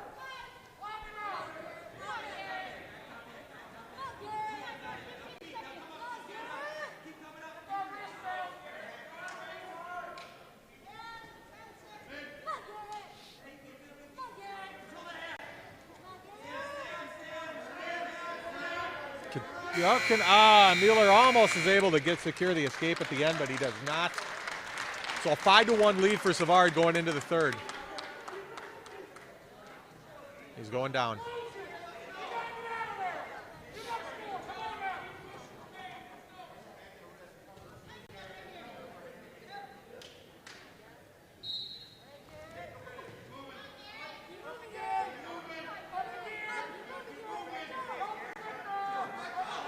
Not sure if Mueller has a crosswise tilt in the arsenal,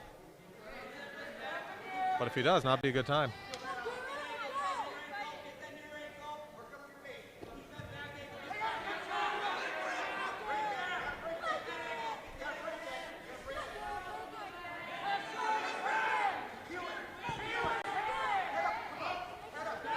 .130 left in period 3. Mueller working for the turn.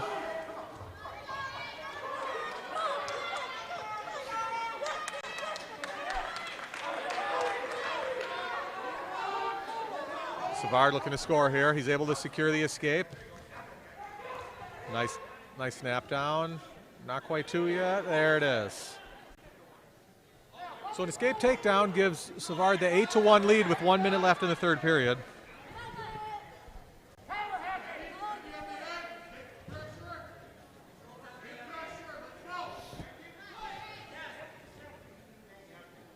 So an 8-1 lead for Savard, came in 8-0, and he's wrestled well here.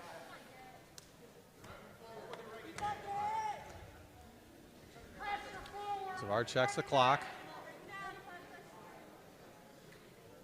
So this is where Mueller needs to make sure not to give up any more points. Keep this to just a decision at worst if he can't get something going here to bring himself back in the match. Short time left, 15 seconds.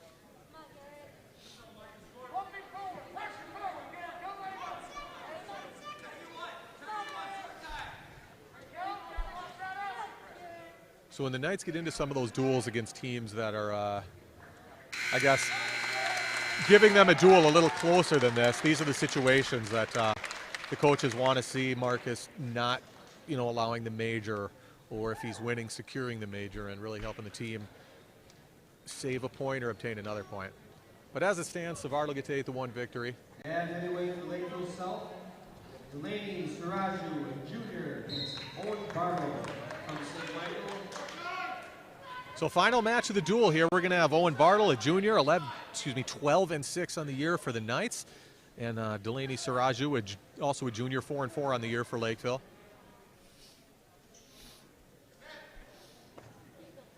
Owen's been wrestling well.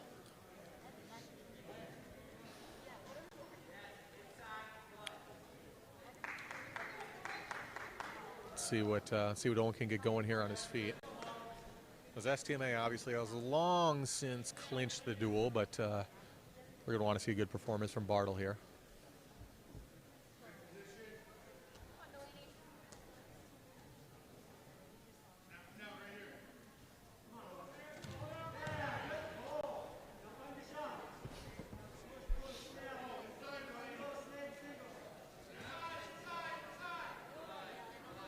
Halfway through the first. No score between Bartle and Saraju.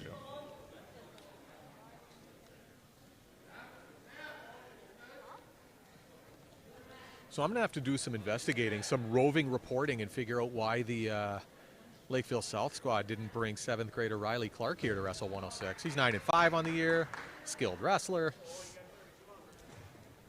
fun to watch. Must be keeping him under wraps. But as of now, back to the heavyweight match. We've got 20 seconds left in the first period, still scoreless.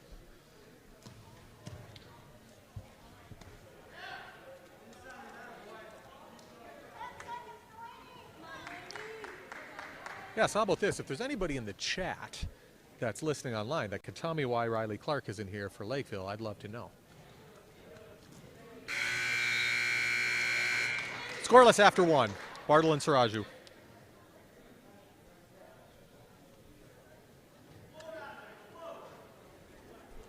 Saraju will start down, Bartle on top.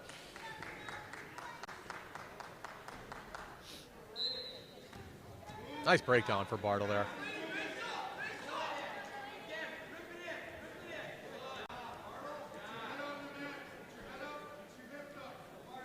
Wrestling underneath at the heavyweight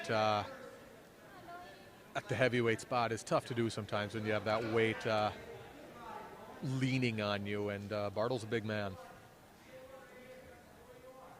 Heavyweight wrestler for us, good football player, knows how to conduct himself. But we got 1:34 left in the second. Good ride from Bartle to start the period.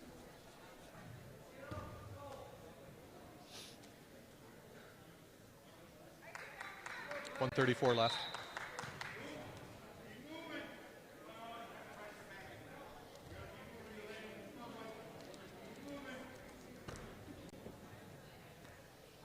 Saraju is able to work his way to his feet here, and he gets the escape. So Saraju does a good job of putting together some movement to secure the escape there. He leads 1-0.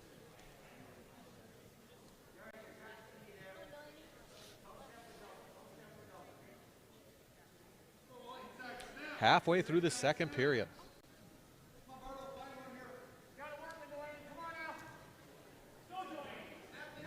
55-19 score.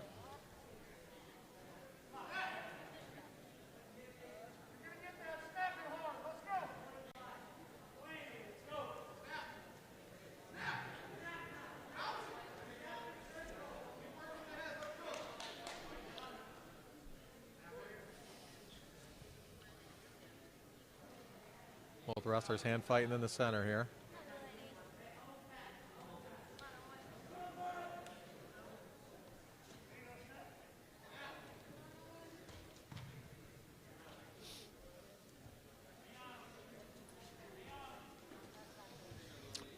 Ten seconds left in the second. No offense from either wrestler yet. So as we begin the third, we're going to see Owen Bartle go down. There you go, Owen. Fix that chin strap. Get that thing off your Adam's apple. Oh, but now he buckles a chin strap and it's sitting comfortably on his left cheek. There you go, Owen. Get that adjustment in there.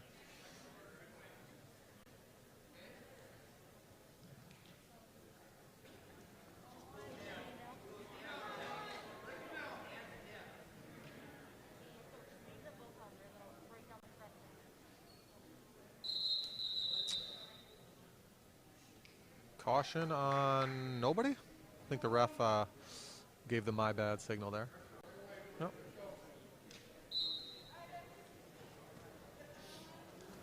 So Saraju got the escape in the second. Pushes Bartle onto the gym floor. Good to see some big men moving. They exchange pleasantries, which the crowd appreciates.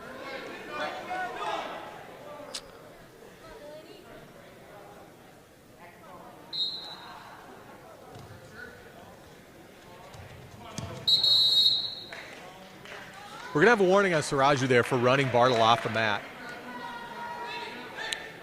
So when your opponent does get to his feet and you're riding, you need to work to return him. If you push him off the mat or just stay on your feet and hold on and don't really work to return him to the mat, that's going to get a stall call.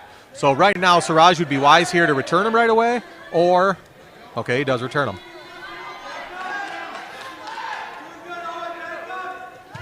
Bartle back to his feet. Saraju cuts him. So Bartle's able to put together some move to get the escape, and we are tied at 1. So this might come down to which wrestler is more committed to firing off an offensive attack here to see who wins.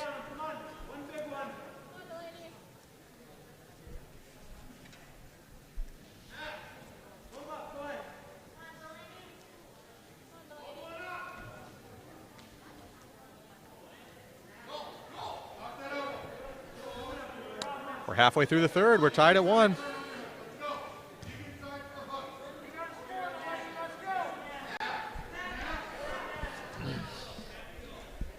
Bartle tries to work the snap there. It's not there. Now, important to know, Saraju does have a stall warning against him. Bartle has none. But he doesn't want to walk off the mat there. Keep circling, Owen.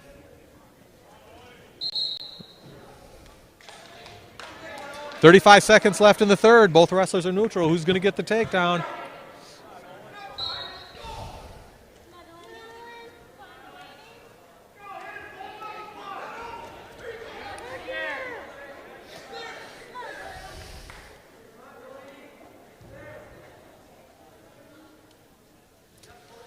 Delaney Saraju, Owen Bartle.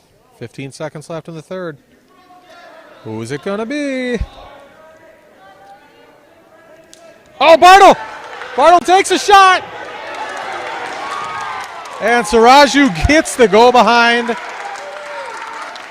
to secure the 3-1 victory at heavyweight for Lakeville. So Saraju with the upset of sorts.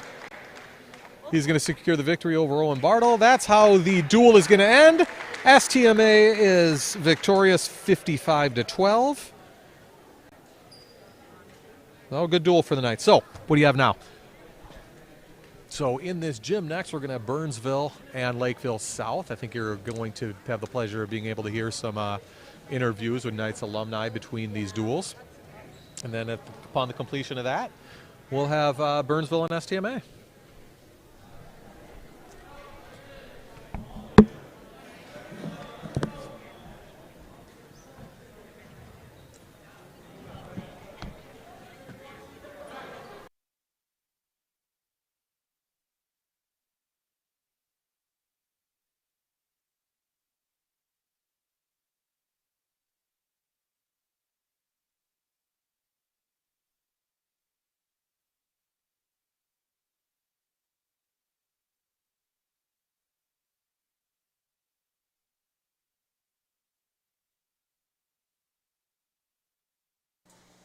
All right, well, that was an awesome duel. As Joe said, the Knights won 55-12.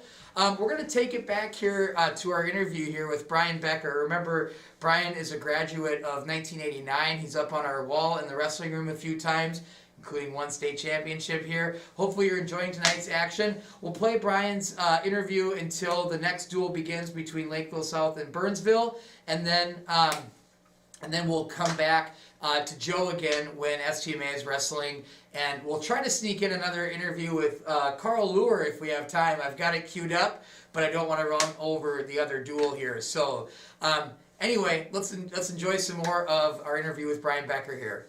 Go Knights!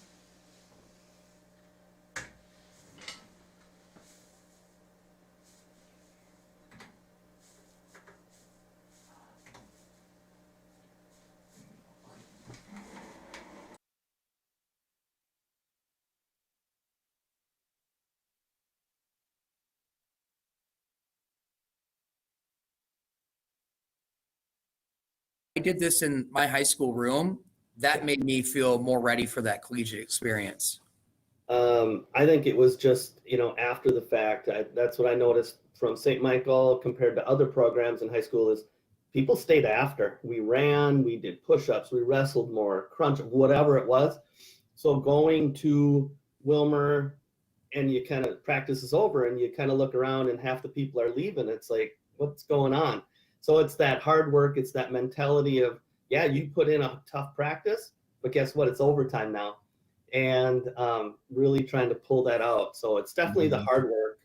Listening to your coaches, your mentors is a huge part of it. The 1 year at Wilmer, there was a couple kids that they were above the coach, which, you know what, the coach has been around a long time, has seen a lot of stuff. So it's really listening to your mentors, your coaches, and the hard work that we really grew up with. Awesome. Yeah, that's unique to this program. I wrestled at a different high school growing up, had, like you, 1 year of collegiate experience, and that's unique here, staying after and getting some extra time in, whatever that may be. It was like, it used to, like when I wrestled, you just left and you were like, oh, thank goodness it's over. Now it's like you said, it's overtime, right? It's on your own time. It's time to improve, right? Which for most people, they left that at the end of practice, right? So that's a really unique thing about our program, and that's cool that stuck out to you for sure. Yeah. Okay, this one's kind of fun because we're going a little off the cuff a little bit, or a little off track, I should say. Do you have a sports hero, or who do you look up to in wrestling or any other sports? Yeah. Not many people know this person, but it's Johnny Castino. Johnny Castino used to play third or second base for the Minnesota Twins. It was late 70s, early 80s when I was really getting into sports and watching. Like I said, I knew the stats to a lot of different things, especially wrestling. But I just liked how he carried himself. Just a hard worker. They would always show him working extra, things like that. He carried the number 2, and so anybody who knows me, my favorite number is 2. And just looked up to that. And it's kind of been the part where, it's good player, good person, a lot of talent, but it's really the acting of I've been there, done that type of thing. And I correlate that to Greg Greeno as well. Learned so much from him going through the program, and just how to maintain that and be really a great person along with the sport. It really helped me learn how to respect the sport. And that's kind of where that Johnny Castino comes to. It's not just wrestling or basketball, baseball, whatever it is. It's just you learn to respect the sport and work hard to get where you want. That's awesome. What a great role model. And even as you mentioned, Coach Greeno kind of embodying some of those same key principles and values. That's awesome. We're going to have him on for an interview too sometime. So Very good. that'll come out. That'll be illustrated through our talk too. So that's awesome. Thanks, Brian. This is always a tough one, but what is one regret that you have about your high school wrestling career? So this could be a team goal that maybe you guys didn't accomplish, or individual goal you didn't accomplish, or just a practice habit or nutrition habit. It really can be kind of whatever you think here. Yeah. Everyone has regrets. There's no doubt about it. There's 2 or 3 that really resonate really close to me. One specifically, anybody on the 89 season team knows we tied Painesville in the section finals. We lost on criteria. I go back, if I would have got that major, we're on our way to state. So that's definitely where I feel like I let the team down. So it's tough. It is tough, but from that, you have to learn. And that's the part about not getting too high, too low. It was tough because the team didn't make it, but boy, we had to bounce back that next weekend because that was individual sections. And so that's the part about getting back at it, learning from those mistakes and not letting anything else stop you from there. Awesome. Yeah, that's a great thing to reflect on. And like you mentioned, I think just the longer I'm away from my high school wrestling career, the more I can look back and think, oh, I wish this would have gone differently. So, and that's true in life, right? Like, as a teacher and as somebody who works out in the business world, we're constantly reflecting on where we could improve and be better. And I think overall, like, wrestling really helps you kind of develop that process, Absolutely. Awesome. Okay, I just have 3 more for you here, Brian. So you're doing awesome, and this is a lot of fun for me. So let's see here. So how did you change your nutrition habits to be a better performer on the mat? What kind of adjustments did you need to make? For me, I was lucky enough that growing up on a farm, my mom was an amazing cook. And so we were very fortunate. As much as I hated my vegetables, we had our meat, our potatoes, and our vegetable, and I would try and choke those down. But it was maintaining. For me, I still ate, and I still tell people, don't stop eating. You have to eat, but eat healthy. Don't pick up the bag of chips, or the candy. So it's just a little bit healthier eating. And for me, it's working out. I mean, again, growing up on a farm, I would get up, do chores in the morning, get a workout in the morning, go to practice, stay after practice, go back home, do chores. I would always tell the story of my brothers and I, we would throw on our big sorrel boots and do hill sprints in the snow. So it's working out that really helped because then you can eat. You're working harder, you're burning stuff. But again, it's really the healthy eating and having, not being the first one in the family to go through it helped. I just learned from them. So that was a huge, huge help as well. Yeah. And I'm glad that you had that experience. And I think that's a big learning curve for a lot of high school kids because, skipping a meal or skipping water, like, materially produces a quick result on the scale, right? Yes. With long-term negative effects, right? Correct. Whereas if you can do it the right way, you can feel good on the mat, and that difference is still there on the scale and what it needs to be, but it's through the process and the right process, which is key. Correct.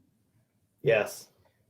Awesome. I didn't have the learning curve hit me as early as it hit you on that one. So Yeah, lucky me. Yep. Yeah. Well, and a lot of it just comes from just your lifestyle too, right? Right. Yeah. Okay, so I guess I do have 3 more. I said 3 more last time. I have 3 more. Here. So you were an incredibly successful individual wrestler. What did you learn about teamwork from being on some of the teams that you were on? Yeah, man, balance. Everybody, I mean, at that point, when I started out, we had 12 weight classes. We moved to 13. we needed 13 people on that mat, so everybody needed to be there. I remember, and I don't remember the story, but somebody brought it up to me a couple years ago when I ran into them. They were out partying one night, and I guess I had found out, and so I took it to them in practice that next day, and really made them work, and it made them think. And so that was just something, you know, from a teamwork perspective, we have to be there for each other.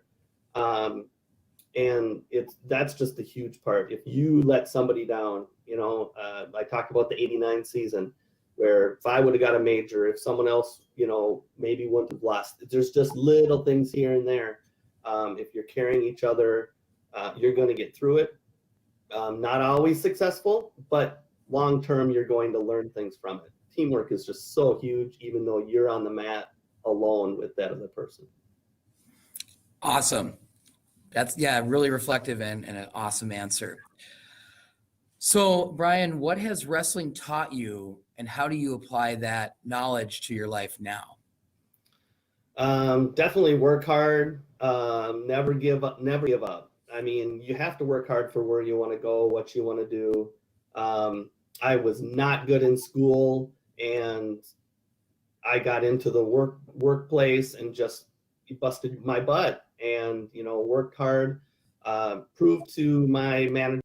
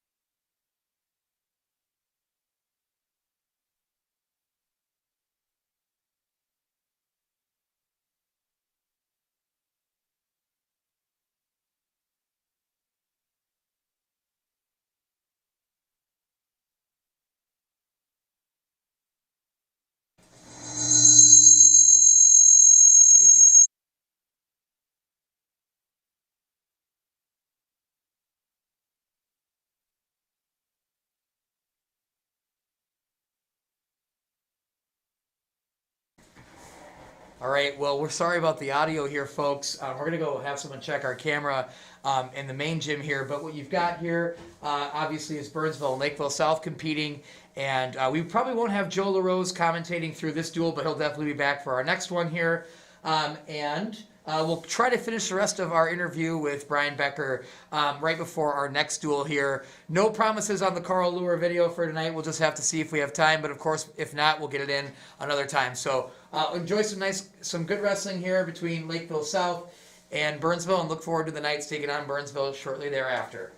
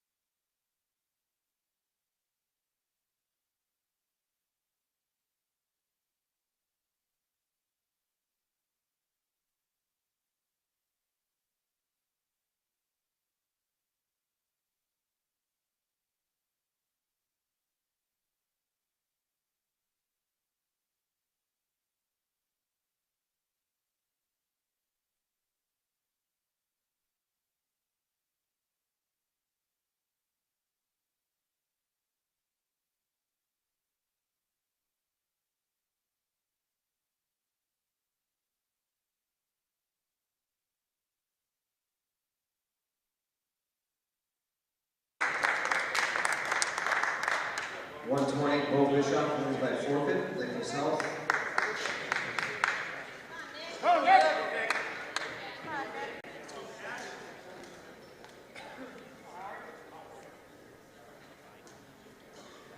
126 Burnsville, senior, Cassius Howard. Lakeville South, senior, Nick Thomas. You set it up, Nick. You set the pace. Your time, Nick. Get inside. You got him. Good for that. Keep coming. Get your wrist. Get your wrist. Come on up, feel it. Feel that. Get that out. Feel it out. Feel it out. Hand control. No. Fight it. Hand control. Inside. Inside. Come on, Nick.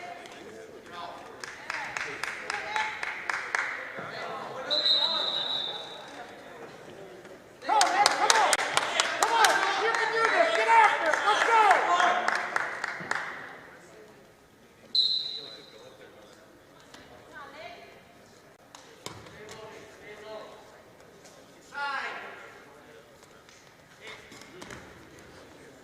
Hit. Oh, my.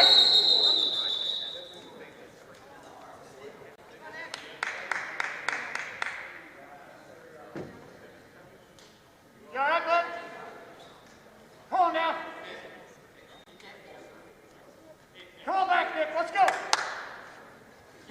You got this. Let's go. Under control, Cat. Yep. Come up. There you go. Fail.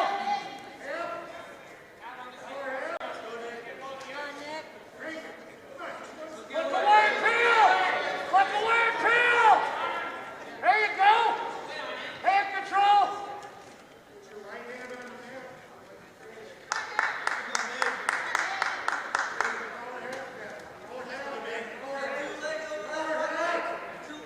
He's high. Grab his head. Grab his head.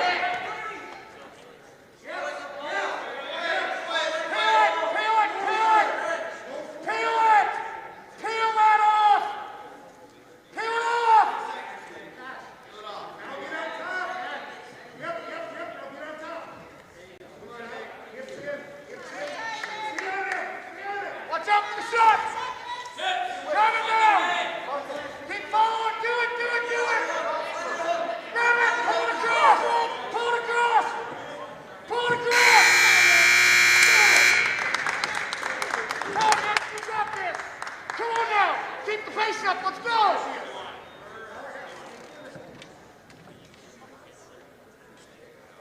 You're down. Go, bud.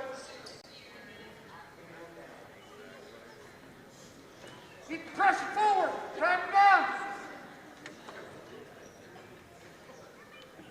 You gotta tie something up.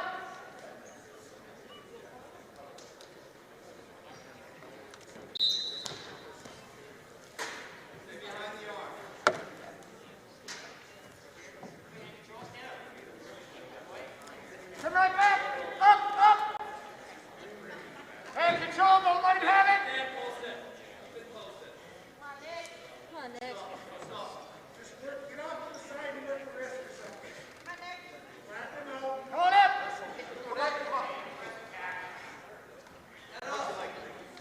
Scoop anyone in your butt. Get up. Scoot across. There you go. Come on, Nick. How's your turn? Where's your turn? Keep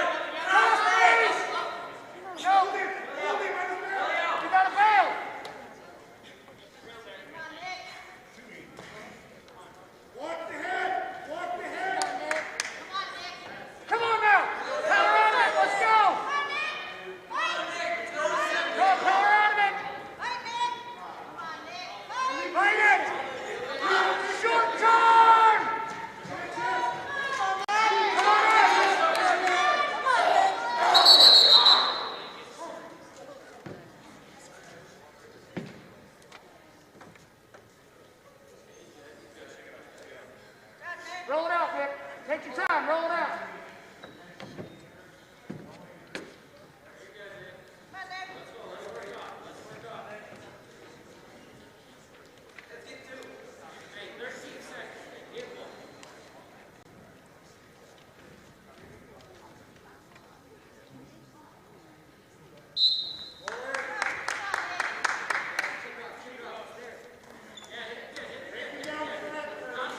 Keep going, keep moving, keep moving. Constant movement.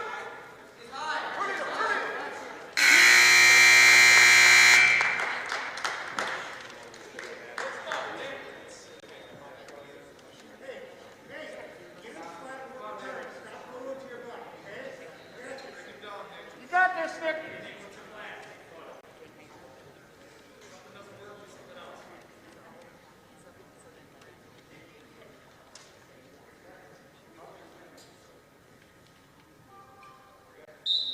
Here we go.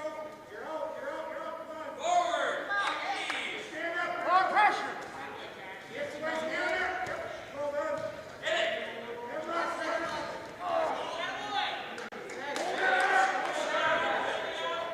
Switch sides, quick. Come on, Nick. Get him flat. Break the grip.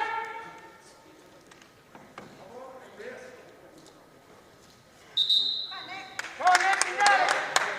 Come on now.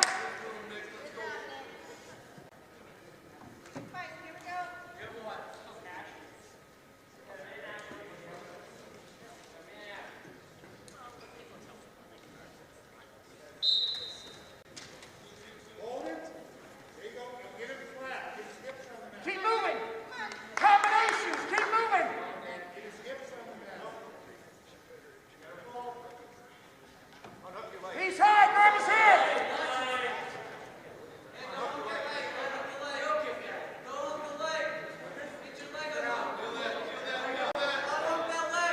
He's high. Hold it.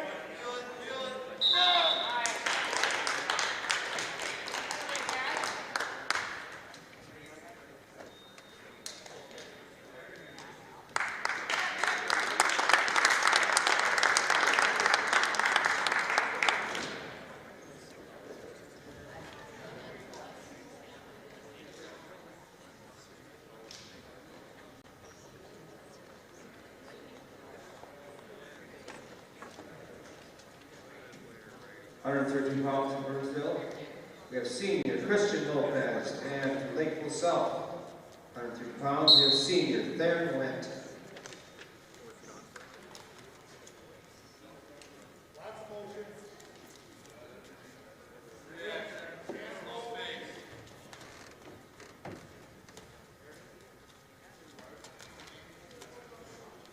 Head to head. No tie. Here we go.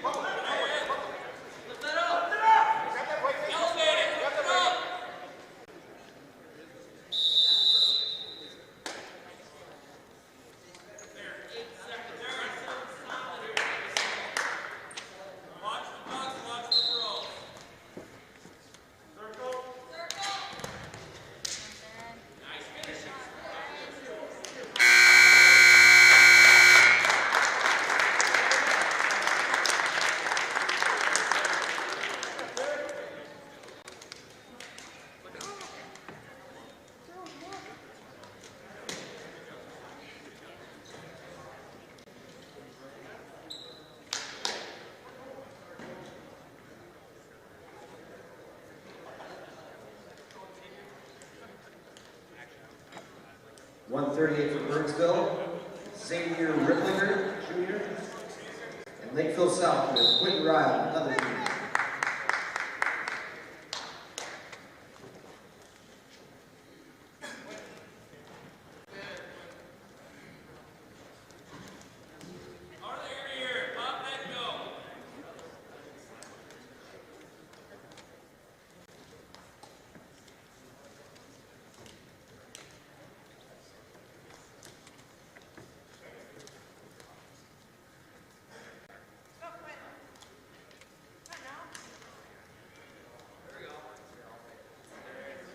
Get him moving here.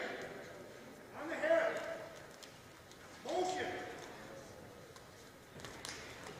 There it is. Roll out. Yeah. Where's that plan in? Circle. Stand in circle. Yep, there you go. There it is. Keep wrestling, keep wrestling. Scoot back, scoot back. Power out. Keep the legs spread. You're good. Break the side. Yes. Forward.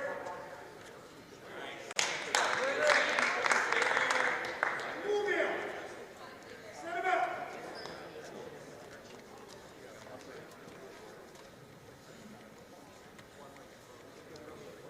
Sit in here.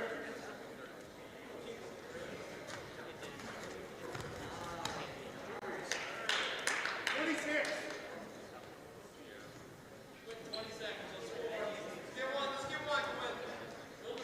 Get a wrist. Cross wrist, inside wrist. Get him on his hip. Get him on his hip. You're too high, you're too high. Nick! Feel his head!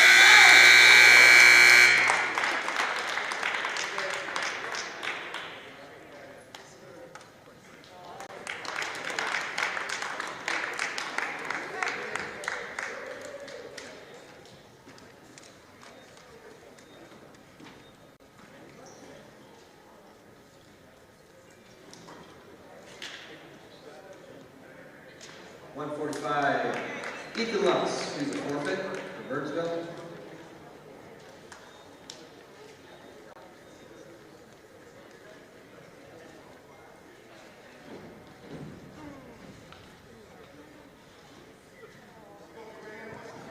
.152 from Burnsville, senior Tristan Larson, and from Lakeville South, another senior Bryce Bischoff.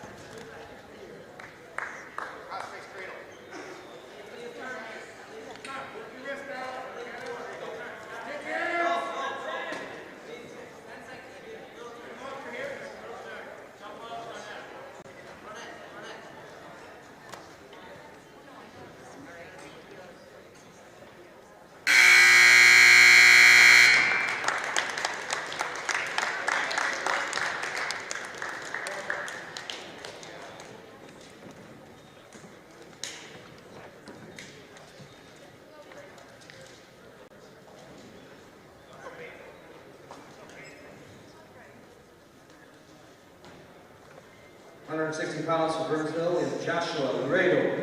And for Lakeville South, Peyton Herman.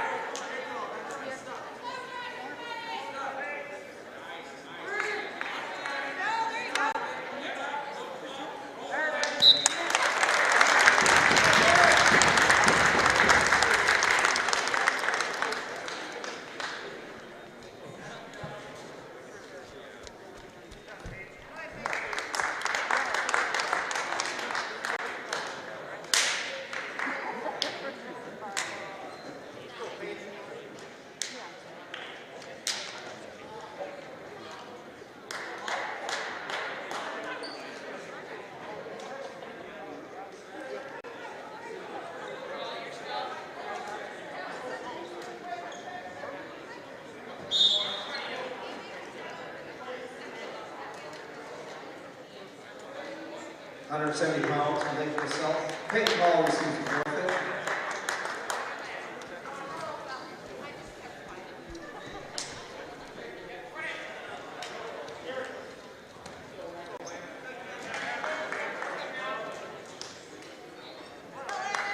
£118 from Burnsville. Freshman Eric Stroud from Lakeville South. We have senior Landon Rose.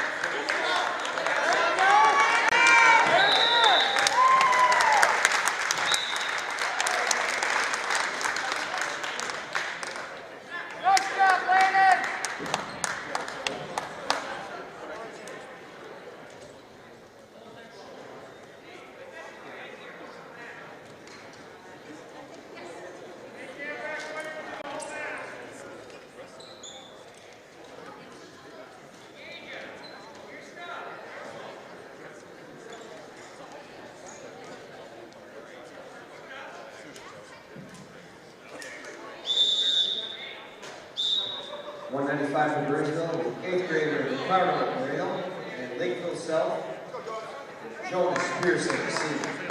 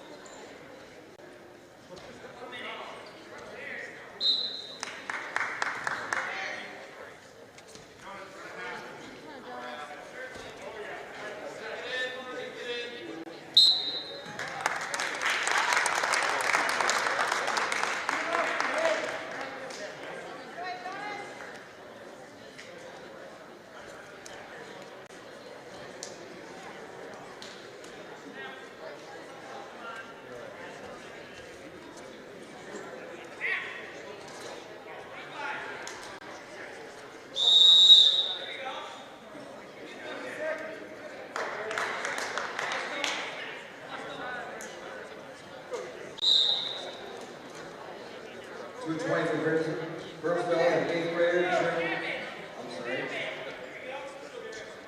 We have sophomore Mamu Soleil and for Lakeville South, senior Derek Savard.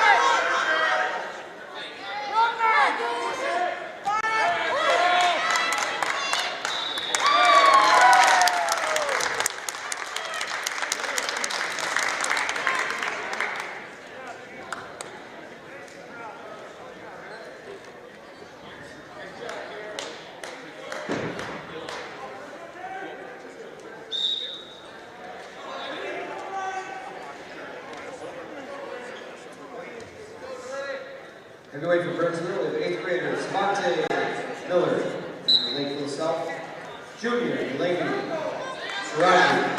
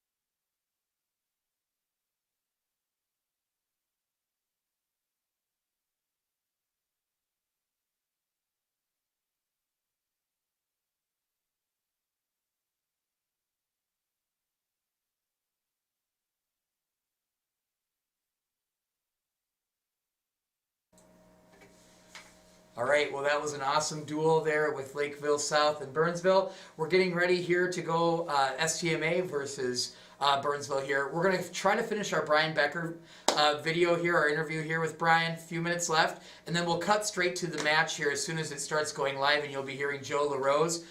Thanks for watching tonight. Not sure how many people are out there watching and paying attention to the interviews, but it's just been a lot of fun to do this and offer just another wrinkle to our live broadcast. And we're going to add some more coming up. And unfortunately, we probably won't listen to Carl tonight, but we'll get him on the next one here. We'll cut to the rest of that video with Brian and enjoy the duel between Burnsville and your Knights.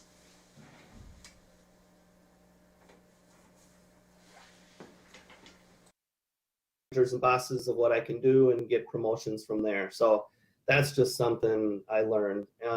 Being a good person, that goes along with being there for the team or the company. You know, there's a lot of infighting when it comes to companies for those people that are out in the workplace, and just there for the company. You're looking for the greater good of the company on everything you do, type of thing. Not trying to up that next your peer or whatever it is. Mm-hmm. And so you really learn that on the mat. You know, you have to do it yourself. You have to succeed yourself, but that impacts your team, your community, and how you act from there. So it starts, I mean, everything you learn. There's a lot of practices, you know, Coach Eller, that you talked about, and I brought up different scenarios, how what I rely on back in my workplace. It all ties together. Yeah, absolutely. And again, kind of like another question before, the long view that you can have. You can say, boy, a lot of that I learned in the room, or I'm applying that from what I learned in the room in my daily life, right? Yes. So it kind of becomes materially more obvious, or more present at least, the longer you reflect back on what you really learned in the wrestling room. Right. Yeah. Okay, last one, and you can kind of take this in a variety of angles here, but what is one piece of advice you would give to anyone starting their wrestling career to help them be a successful wrestler? So this could be that ninth grader coming out, could be a kid that's starting in elementary school, as you mentioned you did. What's one piece of advice that you would offer to help them be successful? Man, kind of go with multiple pieces. Yeah, you can. So, I mean, definitely plan to work hard. There's no doubt about it. When it comes to wrestling, you have to work hard. If you don't put the work in, you're not going to get the benefit of it out there. Whether it's in that next match, the next season, in your career, whatever it is. So definitely plan to work hard. Wrestling is the toughest sport. I don't know anybody who can argue against that, mentally and physically. I just, a couple years ago, I ran a marathon. I can't do a 6-minute match right now with people. It is so physically and mentally exhausting. You have to react. You have to go after the person. So no other sports like that. So you have to prepare yourself. It's huge. And even though you are on the mat one-on-one with your competitor and showing the grit and winning that, the team is behind you. And it's the same thing. You have to prepare for your match just like you have to help the team prepare for theirs and be there for them. A couple things I say: enjoy it. You have to enjoy the moment. Enjoy your team. You have to love what you do. It's a huge thing for me, and something I tell all the kids that go out there: have fun with it. Some guys go out there and their competitor is not equal to them.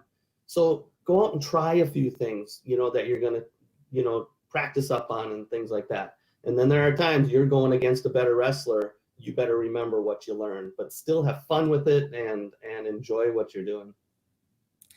Yeah, especially with such a demanding sport, some of the fun gets lost, right? And having that mindset of just have fun, because it's, as you know, it's gone before you know it, and you got to enjoy what you're doing.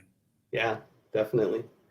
Well, awesome. Well, Brian, this has been so much fun. Hopefully we can get you on to do something like this again. I know we're going to do some coaches interviews at some point here, so we'll kind of be in your ear again on that. But thank you so much for doing this interview. We really appreciate it. And thanks for all that you did for our program when you were competing here and all that you're doing now for our program. It's really awesome, and we're glad to have you a part of the STMA wrestling family. So glad to be back. Great.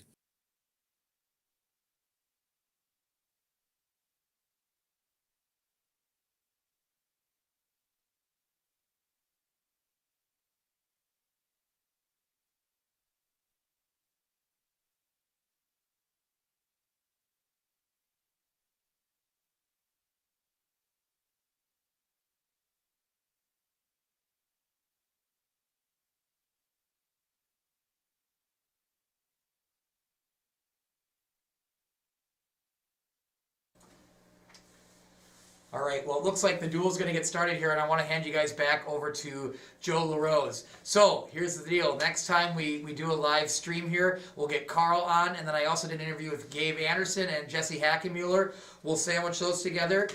Thanks for joining. As I mentioned before, we really want to have this be a promotional thing for our wrestling program. This is our first time running through it. I had the help here of one of our tech teachers here, Zach Osowski, so cheers to him for all the help. This would not have run without him. So we look to work together a little bit more in the future to have this be an element of our broadcasting here. And thanks for those who were able to donate to the program here, those that could get their kid involved in wrestling. That was what this is all about, is trying to grow the sport and try to get more kids involved in our program and get more opportunities for those that are currently in it and those that will be in the future. So thanks for watching. Enjoy the duel here with Burnsville and the Knights, and we'll hand it off here to Joe. Net 2.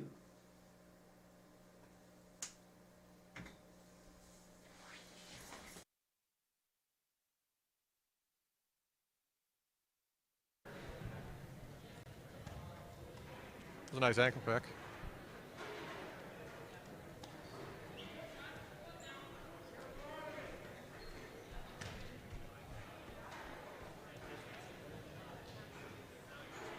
I wonder if Lopez Clemente, who is a 9th grade 106-pounder, is hurt or something.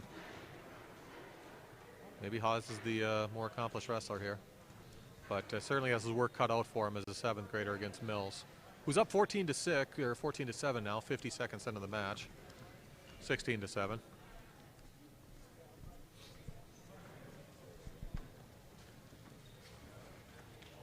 Look at Haas gets to a leg here, and that's where it stops.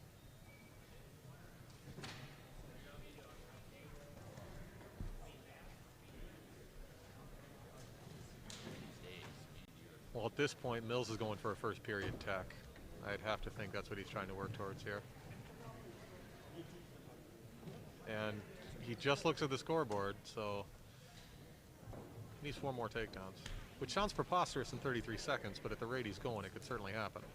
Oh, no, he's going to lock up the inside cradle. And get the fall. So Mason Mills, minute 36 seconds of the first period, the fall over Sean Haas. STMA leads 6-0. It's no easier for Burnsville because we got number 2 ranked Caleb Tennis at 113, 17-1 on the year, 18-1 after last duel.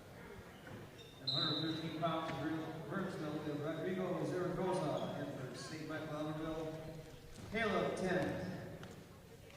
If you could hear that, that was Rodrigo Zaragoza for Burnsville, senior 4-3 on the year. Tennis already though with a quick takedown as Zaragoza on his back right in the middle of the mat, and right there he's pinned. So 19 seconds of the first period, Tennis with the fall. And it's 12-0. And now we got undefeated Landon Robidoux, 18-0 on the year. Ranked number 2 in Class AAA.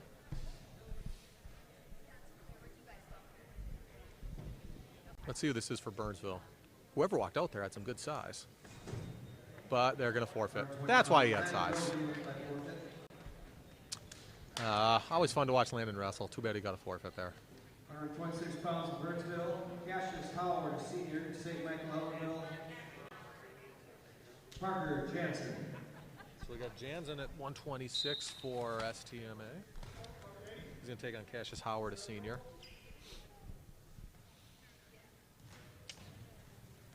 Jansen now 18-1 on the year. Howard looks like he's comfortable in this over-under. But you're not going to headlock Parker. That's a poor choice.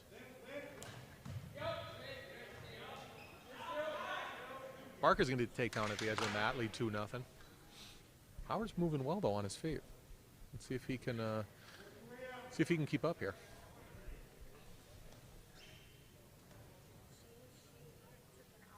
We can count these. Oh, there we go. So no near fall points. Ref was given 1 counts and wiping him off. Parker will try again. Cassius Howard defending the cross wrist tilt.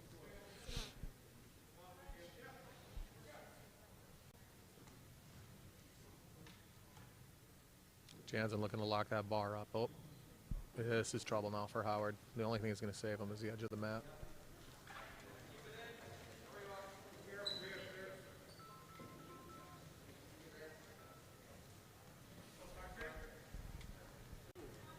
Yep, and now the edge of the mat isn't going to save him either. Jansen working towards the fall. And he gets it. Minute 30 of the first period. Once Parker hooks that up, it's curtains 95% of the time. Maybe even more. I might be underestimating that percentage there. But Jansen gets the fall. STMA leads 24-0. Isaiah Milsna coming out at 32. Milsna 16-3 on the year, ranked number 5 in Class AAA. Let's see who he's got. Christian Lopez Salazar, perhaps?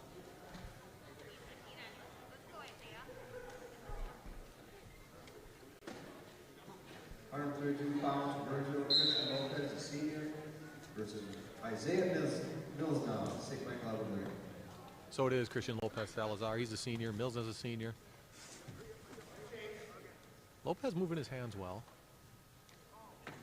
Milsner does a good job moving his hands, usually in a very forceful direction towards the opponent's head. Oh, a little slide by Lopez there, but Milsner defends nicely. Oh, Milsner works that 2-on-1. He gets to a leg here. That's a good finish. Milsner with the takedown. He leads 2-0. Oh, he has that left arm barred up here.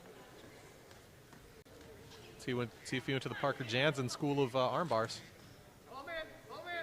Yeah, he wants to pull Lopez back on the mat here. He has plenty of time to finish if he can get Lopez back on the mat. No, Isaiah, you're going to pull him off doing that. Ah, he pulled him off. So we got 1 minute left in the first period. Milsner leads 2-0.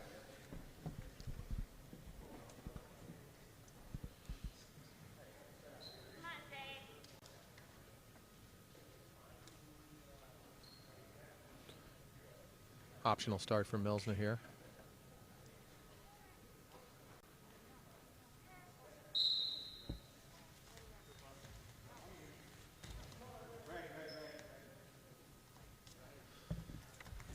So Lopez will get the escape. 2-1 lead for Milsner.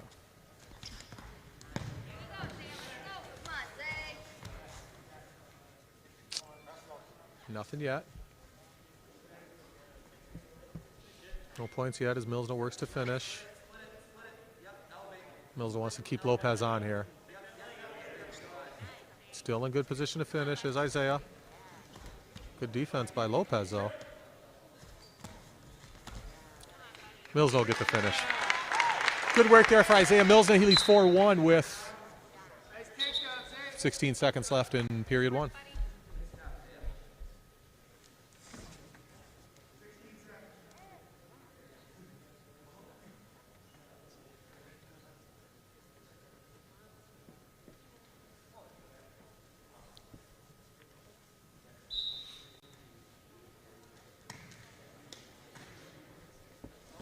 So Milsner looks to ride Lopez to end the period. Good action for Isaiah in the first. 4-1 after 1.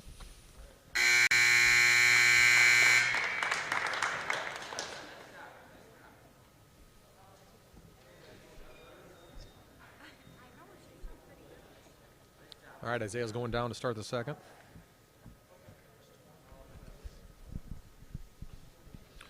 So Lopez comes in with a 4-3 record.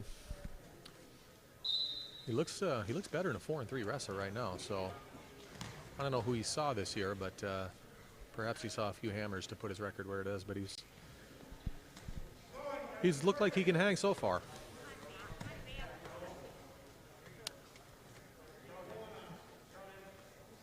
Milsner looking to finish this reversal here. Oh. He's going to do so. Lopez might want to bail soon. Oh. Milsner will get the reversal. No near fall yet. He leads 6-1. Minute 25 left in period 2.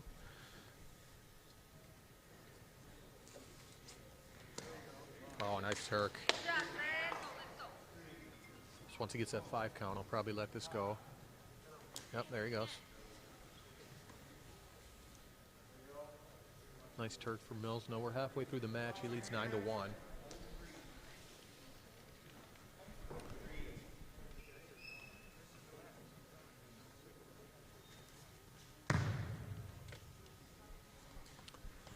Milsner is physical of a 132-pounder, as you're going to see. Now starting to assert his will a little bit on top.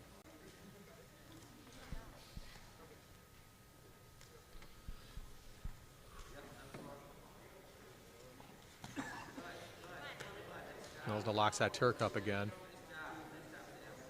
Looks like he's going to get 3 more near fall here. To go up at least 12-1. Referee's still holding 3. This isn't a different move right now. It doesn't look like he's going to award near fall here as Milsner tries to finish. So Milsner gets 3 near fall. 7 seconds left in period 2.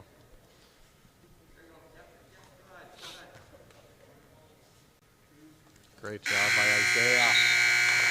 2 more swipes for Milsner before the buzzer there. He leads 14-1. going to be Lopez's choice. Let's see what he does.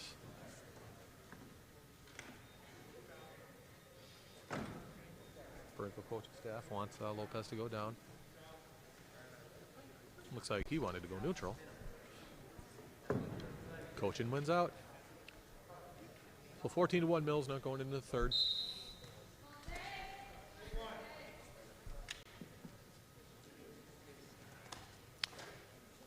Let's see what Isaiah does here. If he locks up that Turk, it's tough to get a fall out of here, so he might just be content with the tech. If you see him working something else, he might be leaning more towards trying to grab the fall.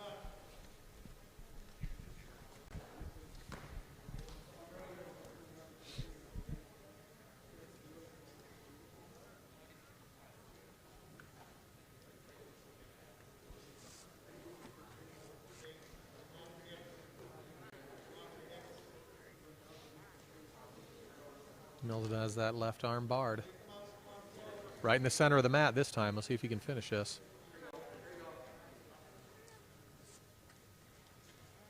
Oh, Mills is going to give the fall here. Yes.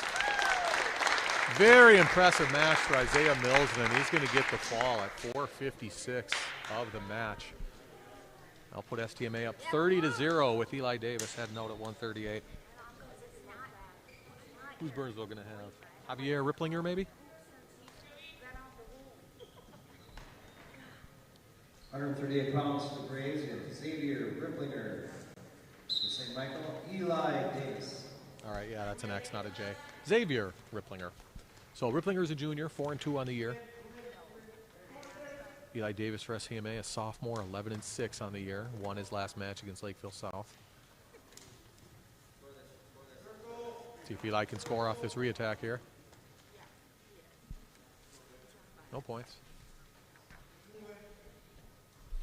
It's one thing to watch with Eli. When he's moving his feet, when he's moving his hands, changing levels, and really moving, he's very dynamic offensively.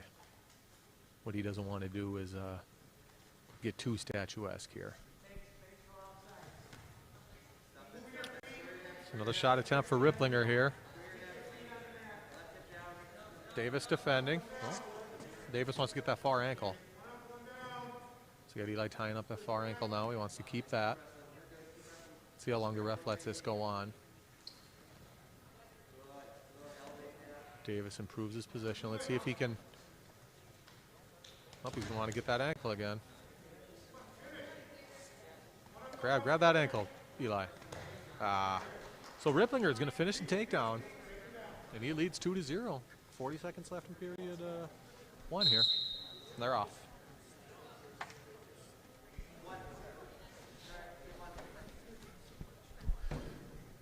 .39 seconds left. Eli's going to need to get at least 1 here. Hits a sit out off the whistle and moves well to get the quick escape. There you go. Good fake by Davis. He has to follow that up with a shot at some point here. Maybe not right away, but.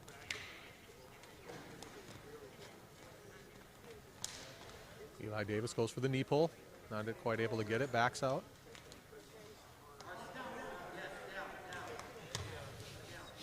Keep that front headlock next time, Eli. There you go. Work off this. 7 seconds left. Period 1. 2-1 lead for Ripplinger. Davis in deep. Only has a few seconds to finish. Can he do it? Oh, Eli Davis gets the takedown with 1 second left in the period. Gives Ripplinger no time to react and leads 3-2 after 1. And Eli will go down. So you see Davis with that kind of had a shot fake there, right to a knee pull, is able to finish. Good offense from Davis to end the first period.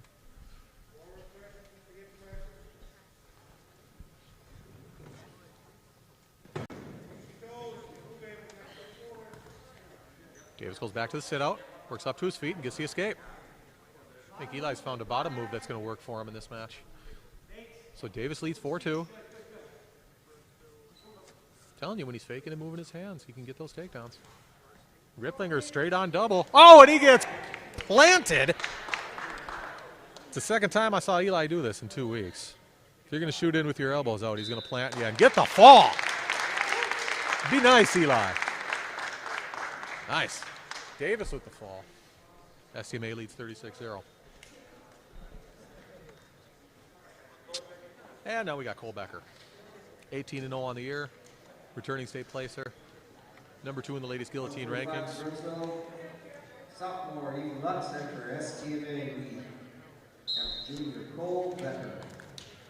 Burnsville have sophomore Ethan Lutz here, 1-3 on the year.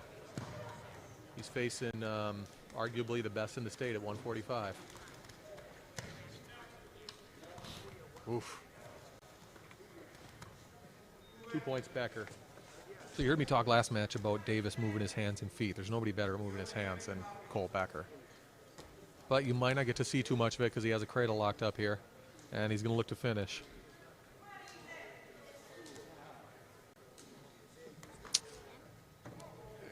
And there's the fall. 36 seconds of period 1. Cole Becker with the fall. STMA leads 42-0.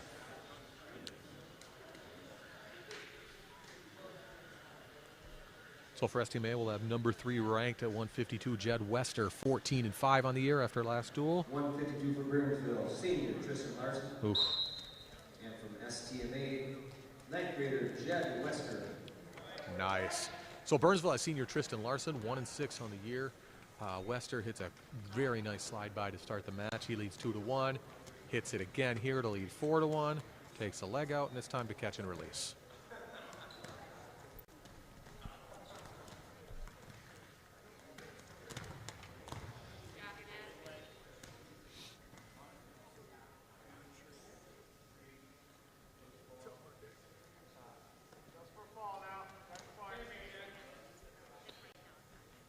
Wester looking for a fall right in the middle of the mat off a Turk. You don't typically see falls out of that position too often. But he does get the near fall. He leads 9-2.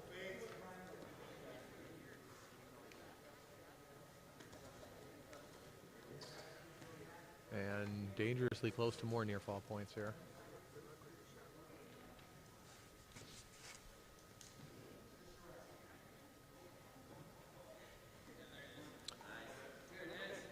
Wester has 50 seconds left to try to finish this and get the fall.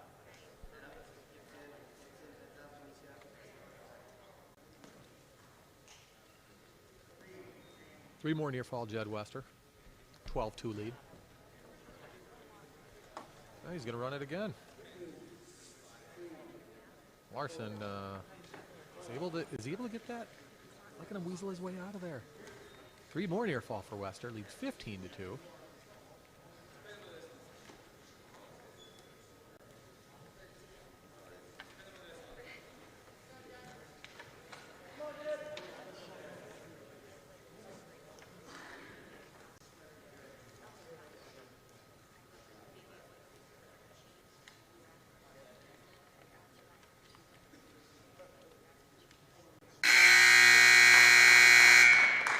Wester has big legs. I'm guessing he doesn't miss squat day.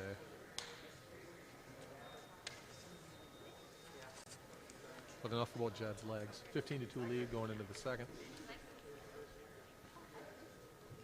He'll go down. See what Larson has on top.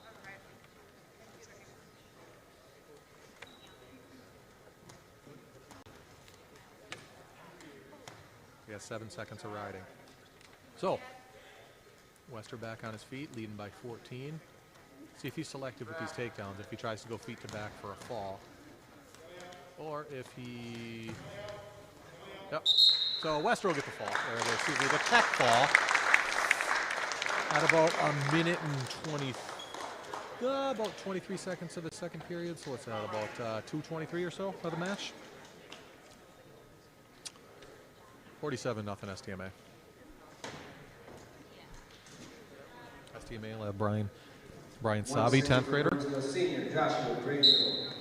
And for St. Michael, Brian Sabi.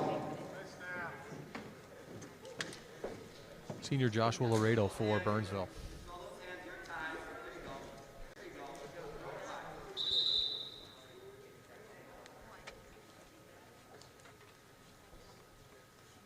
So we got Sabi and Laredo here. STMA with a 47-0 lead in the team score.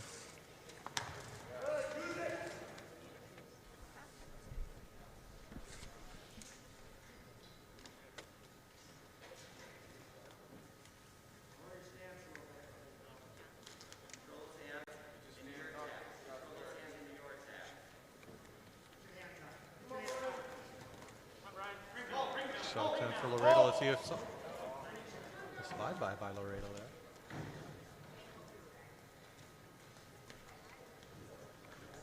See if Sabi can finish. See if he can get to some attacks on his feet here as we're halfway through the first period.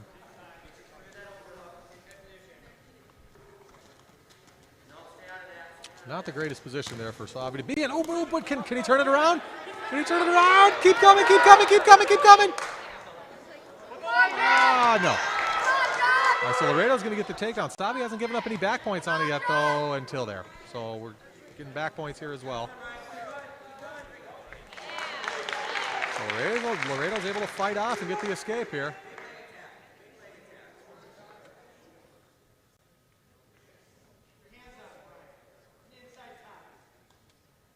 See if Brian get to his inside tie here.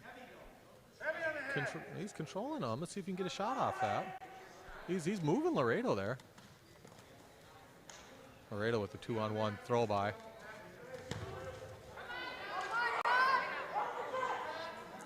So more near fall coming for Laredo here.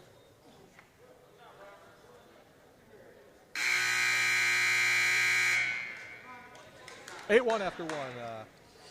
Josh Laredo leads.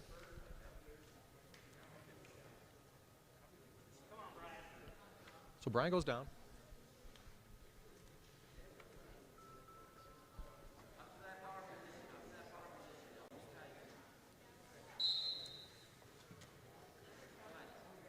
Quick escape for Brian. Let's see what he can get going on his feet here.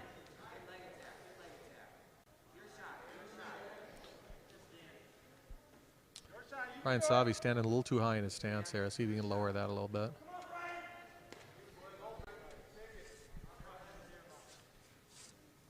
Hey, your shot's there. Your shot's there. Savi has to get lower and pull the trigger. He has shots there to be had, but he hasn't pulled the trigger quite yet. Same takedown there for Laredo as he throws by that 2-on-1. See if he's able to finish here.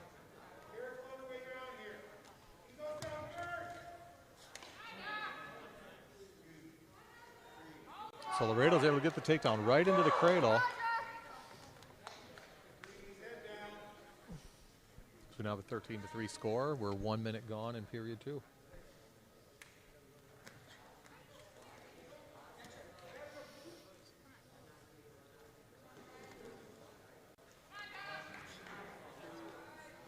More near fall coming for Laredo here. 2 more is a 15-2 lead for Josh Laredo.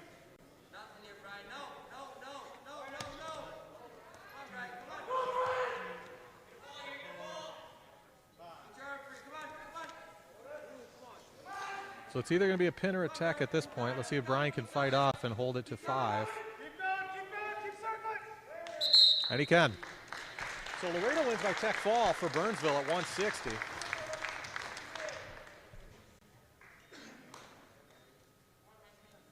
Making this a 47-5 team score. Owen Veek at 170. 170 pounds. Will get the forfeit. So Veek with the forfeit at 70 brings the score to 53-5 STMA with Luke Williamson coming up at 82. Eric Estrada. And for your Knights, Luke Williamson. So 9th grader Eric Estrada at 182. Not the Eric Estrada from the 1980s fabulous show Chips. Oh, but Williamson with the high crotch here. Let's see if he can finish. Yes, he can. Nice finish for Williamson over Eric Estrada. Fabulous name. Williamson with the butcher looking to finish here. Luke Williamson 9-8 on the year. He gets the fall. 35 seconds of period 1 over Eric Estrada. 59-5 STMA. STMA will have Revan Samat Jr. at 195.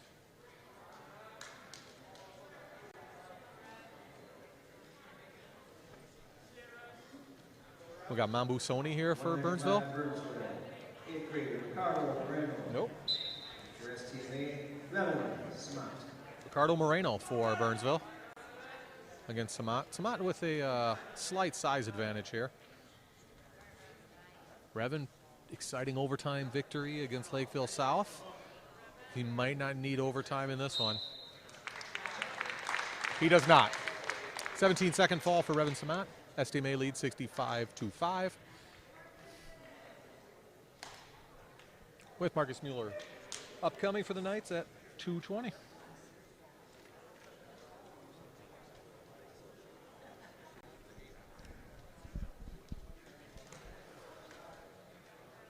Oh, Burnsville wrestler maybe deciding to take his mask off when he wrestles. Confirmed, he has removed the mask. But first, looks like we've got to clear a little blood. 220 for Burnsville, Mambu Sony. And for St. Michael Albertville, Marcus Mueller. Mueller, a junior. We got Mambu Sony for Burnsville. He's a 10th grader, 2-5 on the year.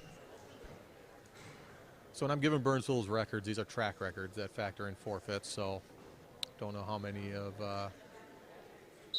those records included forfeits that I've been saying. But nonetheless, Mueller and Sony here at 220. See if Marcus can get some attacks going here.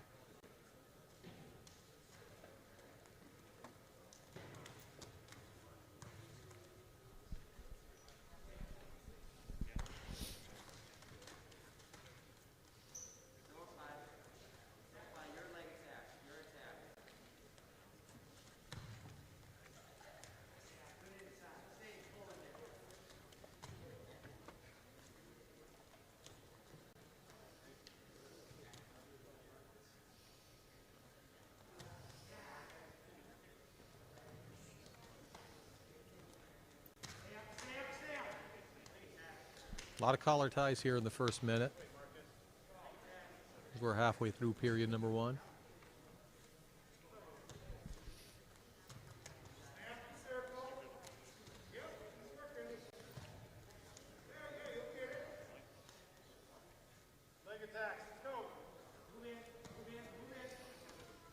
So Mueller's threw a few fakes out there, but hasn't committed to any attacks yet. Neither has Sony.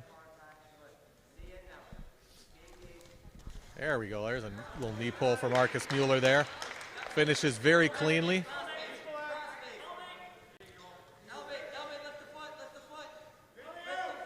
A lot of Turks here from the Knights this try, and looks like Mueller's going to grab one here too. So switches off, looking to finish this Mambu Sony off here on the edge of the mat. He does. Gets the fall. 150 of the first period for Marcus Mueller. Good to see Marcus with the fall there. STMA leads 71-5 with Owen Bartle on to close it out. So Bartle and Savante Miller. Miller's an 8th grader, Bartle's a junior.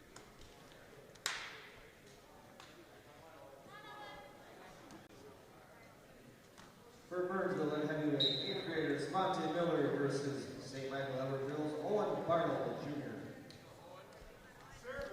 So Bartle, last match, lost a tough one at the end of the third. 10 seconds into the match, we already have a stall warning on Miller.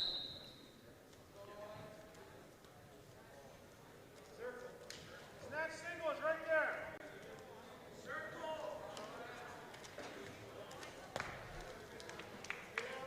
Bartle gets it first takedown. So Bartle comes into this match with a 12-7 record.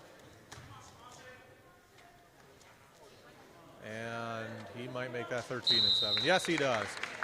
So Bartle with the fall at 38 seconds of the first period. That ends the duel with STMA coming out victorious 77-5. So that was fun.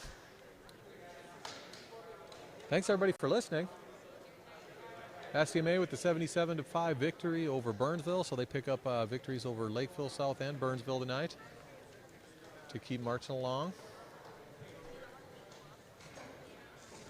Thanks for tuning in, everybody. We're out.